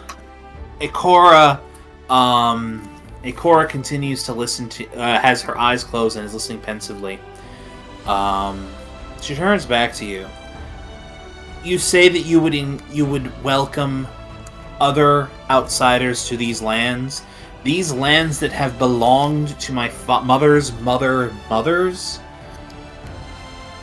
However, and she pauses here for a moment, we have heard of the great sickness that came up from the south. We did hear horrific tales of monsters sprouting from bodies, unprovoked and unknown. We were afraid that such sickness would spread to our lands. And you say that you are the ones who stopped it. We also found a way to detect it if it were to ever come back. She nods somewhat serenely. Then perhaps you would be willing to prove the strength of your words with actions. Of course. What are actions? But one's proving oneself on their word. To the west from here, there is a cave that is the home. It is the home of the Kolkek Spriggans. They are a band of thieves, marauders, and destroyers. 5 moons ago, these bandits stole into our camp and stole from us our most sacred treasure. Is it a bow? She carved stops, one? and she just kind of looks at you. We've found their base on the way here. This is yours. I will give her the bow. Her eyes have quite literally tripled in size as you pull out the bow itself. With an almost shaking hand, she reaches forward and takes the bow from you. She turns it over a few times in her hands to inspect the weapon for any damage, before holding it above her head and shouting something in that unknown language, that attracts the attention of all the centaurs. You hear the sound of hooves rumbling as all of the centaurs in the immediate area begin pounding the dirt with their hooves. She seems to almost lovingly caress the bow before unstringing it and then stowing it in an empty quiver on her back. She looks at you again. There is the beginnings of tears coming in her eyes, and her original stony demure has officially cracked and been discarded. I must apologize to you. We said we would present the open hand of the host. However, our hearts and our hands have been closed by the actions of late. This selfless act shall be remembered for long to come. And she throws her fists in the air and announces, "Prepare a feast for our friends!" She leads you out of the darkened circle, as numerous centaurs begin preparations for a rather large quantity of food.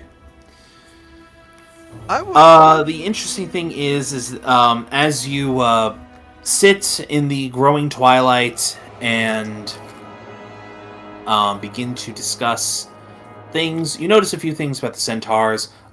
First and foremost, they don't seem to necessarily own furniture. Centaurs will either stand and eat their meals standing up, or they will lie down prone on all fours in order to more graciously enjoy the taste of their food. Younger centaurs seem to lie on blankets and rugs that appear to be woven. They appear to be woven fibers from some variety of sheep, of ram that live in the area. And what's interesting is that centaurs appear to eat not with any sort of utensil. However, they seem to eat predominantly with their left hands. Centaur culture. It means the food. Finally! No more of those weird things. We just use our hands. I like this. So yo, they're mostly lefties. Let's go. All of you are weird with your weird metal things you use. I don't get it. I would like to cozy up to what's her face? I need to write down her name. How do you spell it? Aecora. Aecera. Aecora. Okay, Sora. The Centaur. Ikora. Centaur leader. I would like to kind of, sit next to her while we're eating, and would you like to, regale each other in stories of our kingdoms and adventures? Okay. Ikora predominantly tells you as Ikora begins to talk with you, you notice that the centaurs appear to have a manner of oral tradition about them. She begins to regale you with what appears to be some sort of epic poem that tells a story of what you can piece together. the Centaurs encounter with the Third Taldan Army of Expansion, which came north several hundred years ago in order to expand the borders of the Taldan Empire. And it seems as though there was a bit of a call and response in regards to it, as she frequently calls upon young children, the younger members of the tribe, in order to fill in portions of the story. This is lovely. Mm-hmm. This is absolutely. This is like out of a storybook. This is wonderful. I would love for you to come to my lands and tell these wonderful stories to my people. To have such a wonderful story shared in such an enthralling medium. The children calling back, it feels like I am there. It is such a wonderful time. I'm trying to be nice. I'm doing the best I can, just like actually engage with this, but also like schmoozing it up. Oh, you're so cool. Holy shit, you're awesome, dude. No. I'm trying to be I'm genuine about it, but it's also like I'm being forward about my genuine appreciation of this. I'm going to counter her counter her story with the tale of how we convinced the kobolds. I'll regale her on the stories, and I'll even follow up with, I do have some of that very same soup on me. If you'd like me to reheat it, if you were interested to sample the soup that convinced the kobolds. Oh, we're gonna bribe them with soup too. Give me a society check. Society? Uh-huh. Society! So, you have the thoughts of letting the centaurs sample their soup, sample the famous moonradish soup. Then you kind of notice, again, centaurs seem to eat with their hands. And Finally. a variety of the Culture. food that are being eaten right now, none of them are soup. And you suddenly question the logic of letting somebody attempt to eat piping hot soup with their hands. I will try to advise them. You want to take the bowl and sip on it. You don't want to dip your hands into it because it is a hot drink. You want to enjoy it like like you had a bottle of or a container of water and you're drinking from it. They're doing just fine. Shut up. No, I don't want them to burn themselves. It's food, not combat. Abby, I'm pretty sure they understand that things can be hot. Yeah. Ow! Fire indeed hot! I do love the fact that this is slowly evolving into Aberdeen having a mildly condescending attitude towards the natives in this area. Whoa! Okay! Oh, ow! Ooh, Fuck. we're going there! Oh no! I don't want to go there. No, it's making for a very interesting narrative. Not unlike the New California Republic in. Oh my God! No, I don't want to be evil, but like not on the surface. They're not evil. They're just the government. They're not evil. They're just incompetent. Oh This yeah, is no, I guess great. that's more right. The whole fabricated awe in the oral tradition. The whole It's not fabricated. It was genuine. Oh, man. Getting dragged, man. I have become a president. Yep. Oh God. Jesus. I think I killed Hoodie. Man, it really is turning into one of those bits where it's like I opened up with this stupid fucking thing, and they're like, ha ha ha, we like him! Every time Abra does something, I don't know about that one. Oh, that one, Chief! There's a reason. There's a reason you're our, like, go-to when it comes to To be talking. fair, I literally am the only person here who's a native to the stolen lands. Actually, yeah, no, wait, fuck. I should just be letting you take the lead on this. Are you my like interpreter of culture? I don't know, I just let people live how they want to live. I don't give a crap. Does this mean that that Crispy Chicken is going to start taking points into diplomacy from this point forward? I have training in diplomacy. Oh shit, he is actually ready for this. Yep. I'm not I'm on trained. Right now my only masteries are stealth and thievery. I apologize. Right. It's been a long day. Yeah. Yeah, you have had a long day. To be fair, for the Stolen Lands, it's literally all you need to do to understand the cultures. True. Let them live their lives, unless they're trying to kill me. Yeah. Honestly, or you can bribe them with soup and then turn them into an entire indentured servant class. No, they chose to take the soup. They chose to integrate into society in the ways that they did, and they are free to return to whatever life they want to have at any time. They can quit at any time.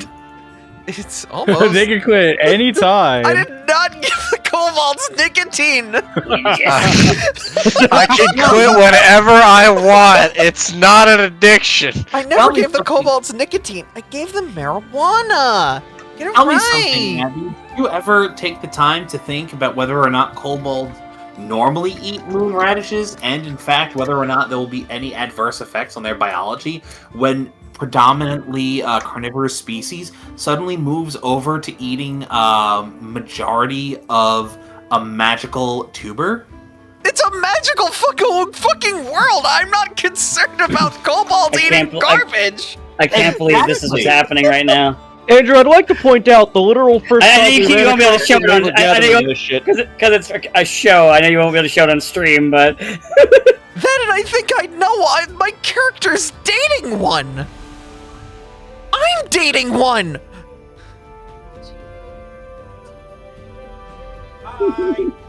Hi, hon.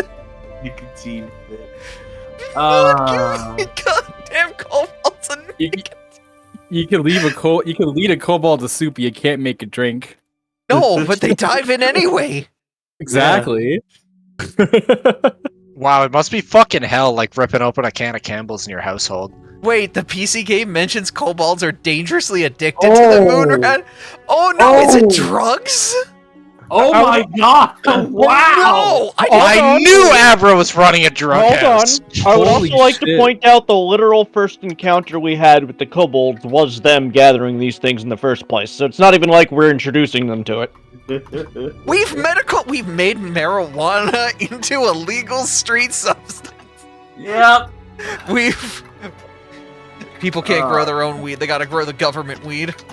Gotta grow the government. I'm a big fan of the government. No big fan of the government. 30 on 30. Oh no. No matter which way you cut it, I'm the monster. No, it is what it is. No, it's just like the original Coca-Cola recipe. Oh. Oh my god. I mean, valid point. I don't know what's in this magic elixir, but it's making me get the shakes. Woo! It was my best 1920s, man. I hope. No, the thing is, if you want to go 1920s, it's like it gives you the vim and the vigor. Oh yes, indeed. I've got the chutzpah. I've got the kick. I've got the Charleston chew. The vim and the vigor. I feel like I can do anything. I can even die in 5 to 10 years. Oh yes. I can't I think I'm gonna have a cardiac arrest. I can't wait to invest all my money in the stock market. Nothing could go bad there. Oh yeah. Boy, what a great war! I can't believe it. I'd hope we don't have another. Great Wall. That only looks all right to me. The Great War was pretty mid. Dust Bowl, yeah, when my wife's cooking. Oh my god. I love this fucking group. Thanks. Yeah. Fucking idiots. I lied. I was gonna do one more. Nicotine fit. All in good fun. No, it makes you a Colonialism, sensible. it does. Look, I don't know what the moon radishes do, girl, but when you have some, your brain What goes don't they somewhere do? else. That's Girl, what I'm saying when to you- the centaur. When you have the moon radishes, you feel invincible, but you get into like 5, maybe 30 of them. I don't know. Kobolds are onto something with these things.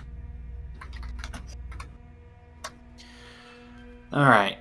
Anyways, the festivities died down a little bit, and eventually, a majority of the centaurs begin to peel away from the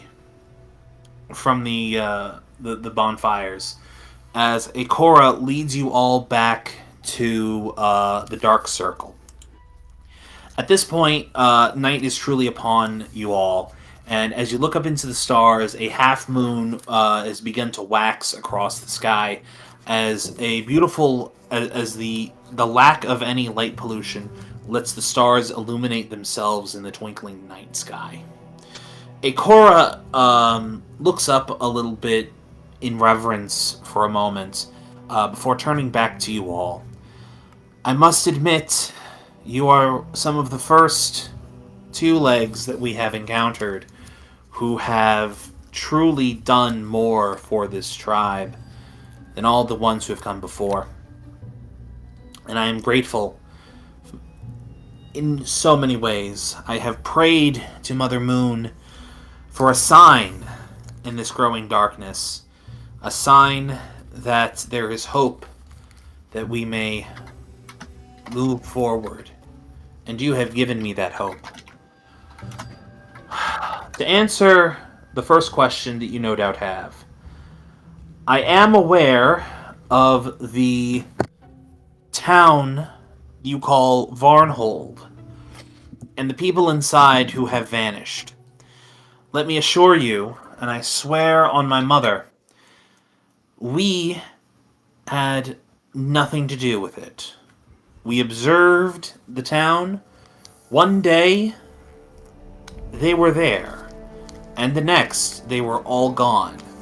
We have not entered that town for respect out of those who are gone. Though I must say, it is also out of fear. For our stories tell of one made of darkness who may in fact be responsible for what has happened here. The stories tell of a name,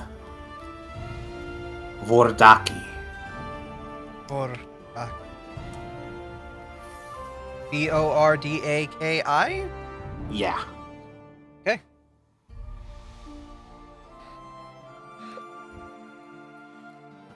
He is a slumbering warlord, an ancient and powerful creature from the distant past.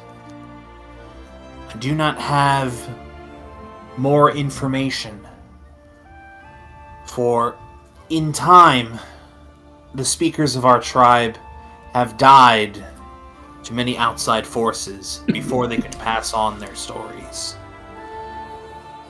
We have worked diligently. There is a place to the west.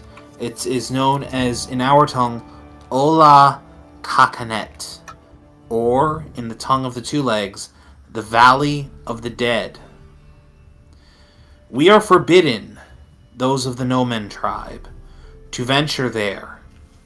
However, we have been charged by our line of mothers to eternally guard that place, for a great evil stirs within. There were, not long ago, one of our hunters had ventured close to the valley and reported seeing a shape moving among the standing stones. We do not know what it was. It may be the humans. Maybe a human has entered the Valley of the Dead in their insatiable urge to conquer and expand. However, I can tell you that any mention of that dreadful place and any mention of Vordaki has led to nothing but crying mothers and empty beds. I believe that the source of your missing associates are along the path that leads into the valley. You have the blessing of the Nomen to go in there to seek what may have become of them. I will warn you, though. All who have entered the valley, none have returned. Meh. You have faced many threats before, and to ensure the safety of our people, your people, people of Varnhold, we will do what we must. Hopefully cleanse this land of this vexation. I'll just burn them alive. I don't care. He's very good at that. You should extremely. You should show off your fireworks sometime. No, they're actually really dangerous. I don't want to shoot a bunch of random people I like. No, like in the air. You can aim it upwards. You know that stuff comes down, right? It's not like it disappears after a second. You told me to shoot fireworks. It's literally a spell. Oh. I thought you meant like prestidigitation. I don't have that spell. Really? Oh. No. Oh, I thought you used it before. No. No. Why am I thinking that? Ooh. Thinking you of alright? Someone else? No! Anyways, Ikora continues. My tribe will depart in the morning for the northern reaches. You may spend the night with us as the open hand permits. And she seems to hesitate here for a second. I would have one personal request. Though in my heart I dread to know what it may come of. The hunter who witnessed the shapes moving amid the stones of Olaf Kakanek. I don't know how to pronounce that. This hunter, it is my daughter. She is Zamaneth. When she told me of what she had seen at the entrance to the valley, I forbade her from going further, for it has been forbidden for countless generations for the centaurs to travel into that place. However, Zamaneth is young. She has not been tempered by the wisdom of ages. So she went in and you want us to find it. We'll do our best. You know, Tom, Dan, come on. Let me be dramatic. We will do everything we can to ensure your daughter's safety and return her. I will see to it and make sure you are reunited with her. She bows at the waist. When this is all said and done, I would like to speak to you again and ensure that we respect your land and your people moving forward. But for now, there are pressing matters. We'll leave tomorrow. She nods and bids you all a farewell. Well, I gotta say, you guys have done phenomenal in this little diplomacy encounter. You want to know how phenomenal you did? I mean, I'm hoping pretty well. You did well enough that you're all level 9 now. Yo. Oh! Yeah. Alright. I'm only 9 years the old. progression-based experience. Finally. Yep. Alright. Well. Off to Path Builder. Gotta go grab my, Builder. I gotta go grab what my level 9 is. Yep. My girl. And tomorrow, not tomorrow, the next step here will be the introduction of the next What's-its thing. You know. The boss, the bad guy. Oh, the next chapter. Yeah, next chapter. Well, not next chapter. The dungeon of this chapter. Oh. Yeah.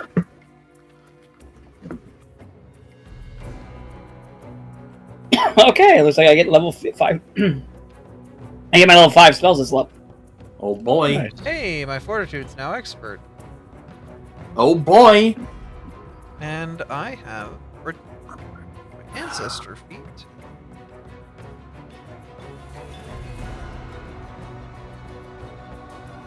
Skill increase. I'm gonna put that right into diplomacy.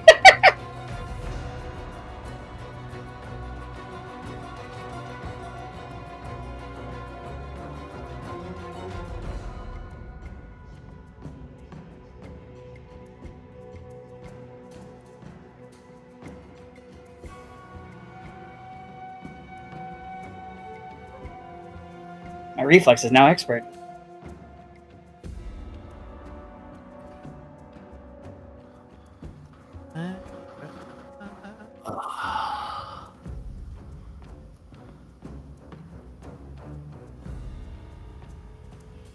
Alright. Level 5 spells. Oh boy. I get strange geometry. Ooh, just my freebie. So you can finally understand what this fucking weird looking, like, four-sided thing is. You cause areas to appear to swell, break, bend, and twist together. Oh, I do fourth dimensional shit? What the fuck? Probably an illusion. The cubes of the spell's area can't be adjacent. A creature will... Wait. I make 4 cubes 10 feet wide, and creatures have to acknowledge them to get around them. Like, they can attempt a will save to disbelieve the illusion, but if they fail, then all terrain in the cubes are considered difficult, including air if the creature is flying, walls if it's climbing, so on and so forth. When the creature exits one of the cubes, it exits one random way as determined by the GM. This is a teleportation effect. It can exit the edge of the cube it chooses when selecting a random cube. The GM... Oh, it, like, shuffles them! Okay. So basically, there would be 4 cubes in front of us. A creature would get, like, walk into one and come out of another. And, like, they have to pass a will save to believe through the illusion. Huh. That's really interesting. What the hell?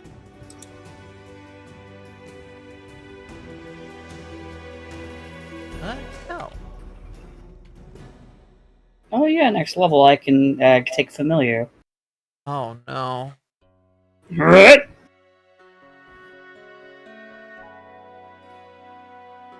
It's coming, isn't he? Fred?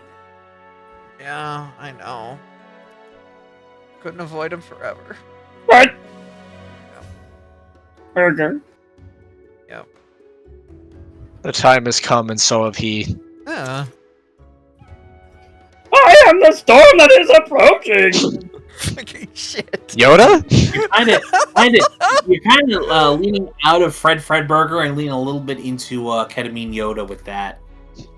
Aren't they the same thing? I think Fred Burger is a bit. I like ketamine.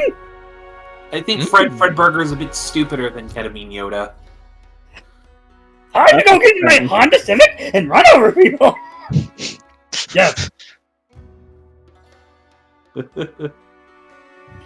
A bit stupider than ketamine Yoda is one hell of a sentence. Yeah. Only from you guys.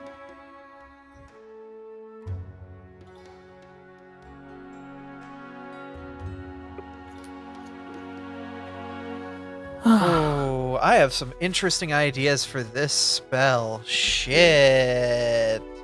Oh no, what is it? Oh, no. This is all flavor that I can put on this spell, but don't worry. I'm gonna take a look at this a little bit deeper off the weekend, but ooh, there's some interest in there. Am I? Let's just say I've got a spell that'll make all the kobolds go crazy. Summon soup. Summon soup is not a spell. You can't waterboard someone with soup? Can we? No. No. And in case you didn't hear me the first time, no. One more time. No. Okay. How about as a tree? One more for the road. One more for the road. As a tree? Oh, brother. God. There's a spell for the kobold. No, I'm not. Those are dangerous words. No, we no. Side. Here, I'll send it to Artie about that. Artie can judge this spell. Yeah, Dan, when are you going to be grabbing Familiar Master? Literally next level. Oh boy. I can't take it this level. This level's Ancestry Fade. Uh-huh. Working on no side. No. Get the fuck out of here with that. We are not casting we are not just an AoE casting charm. the Holy Kobold spell. It's just an AoE charm. I'm vetoing this one. I'm vetoing this. I'm with Andrew. Wait a minute, is AoE charm a thing? Hold up. We don't need more of them. Do not need more. I swear, gonna be a fucking. Gonna walk back and it's gonna be like I fucking put 2 rabbits in this house and then I come back 2 hours later and there's fucking 10 rabbits. Remember that episode of Ed, Edd and Eddy where Ed decided to let Rolf's rabbits practice their multiplication table? We're gonna open up a cabinet and there's just gonna be like 5 kobolds in there. They'll have eaten all of the cereal and are currently working their way through the dried rice and the Quaker oats. And the dry wall. Not again. Yeah. Alright. Well, if that's the case, then I'm gonna gather the household and we're gonna go to Permani Bros. Alright. Yeah. Let's go give you guys a raid over to somebody who's playing some video game. Aww. I don't know what the fuck Permani Brothers is. It sounds Italian. It's not. It's sandwiches. Scott's live. Let's go raid her. Okay. Oh wait, you know what? I should take roll with it so that way I can get slung around the battlefield like a ping pong ball so when it hits me. Alright. Well, that'll be it for us. Thank you guys for coming out, watching. Hope you all had a good night. And thank y'all for being here.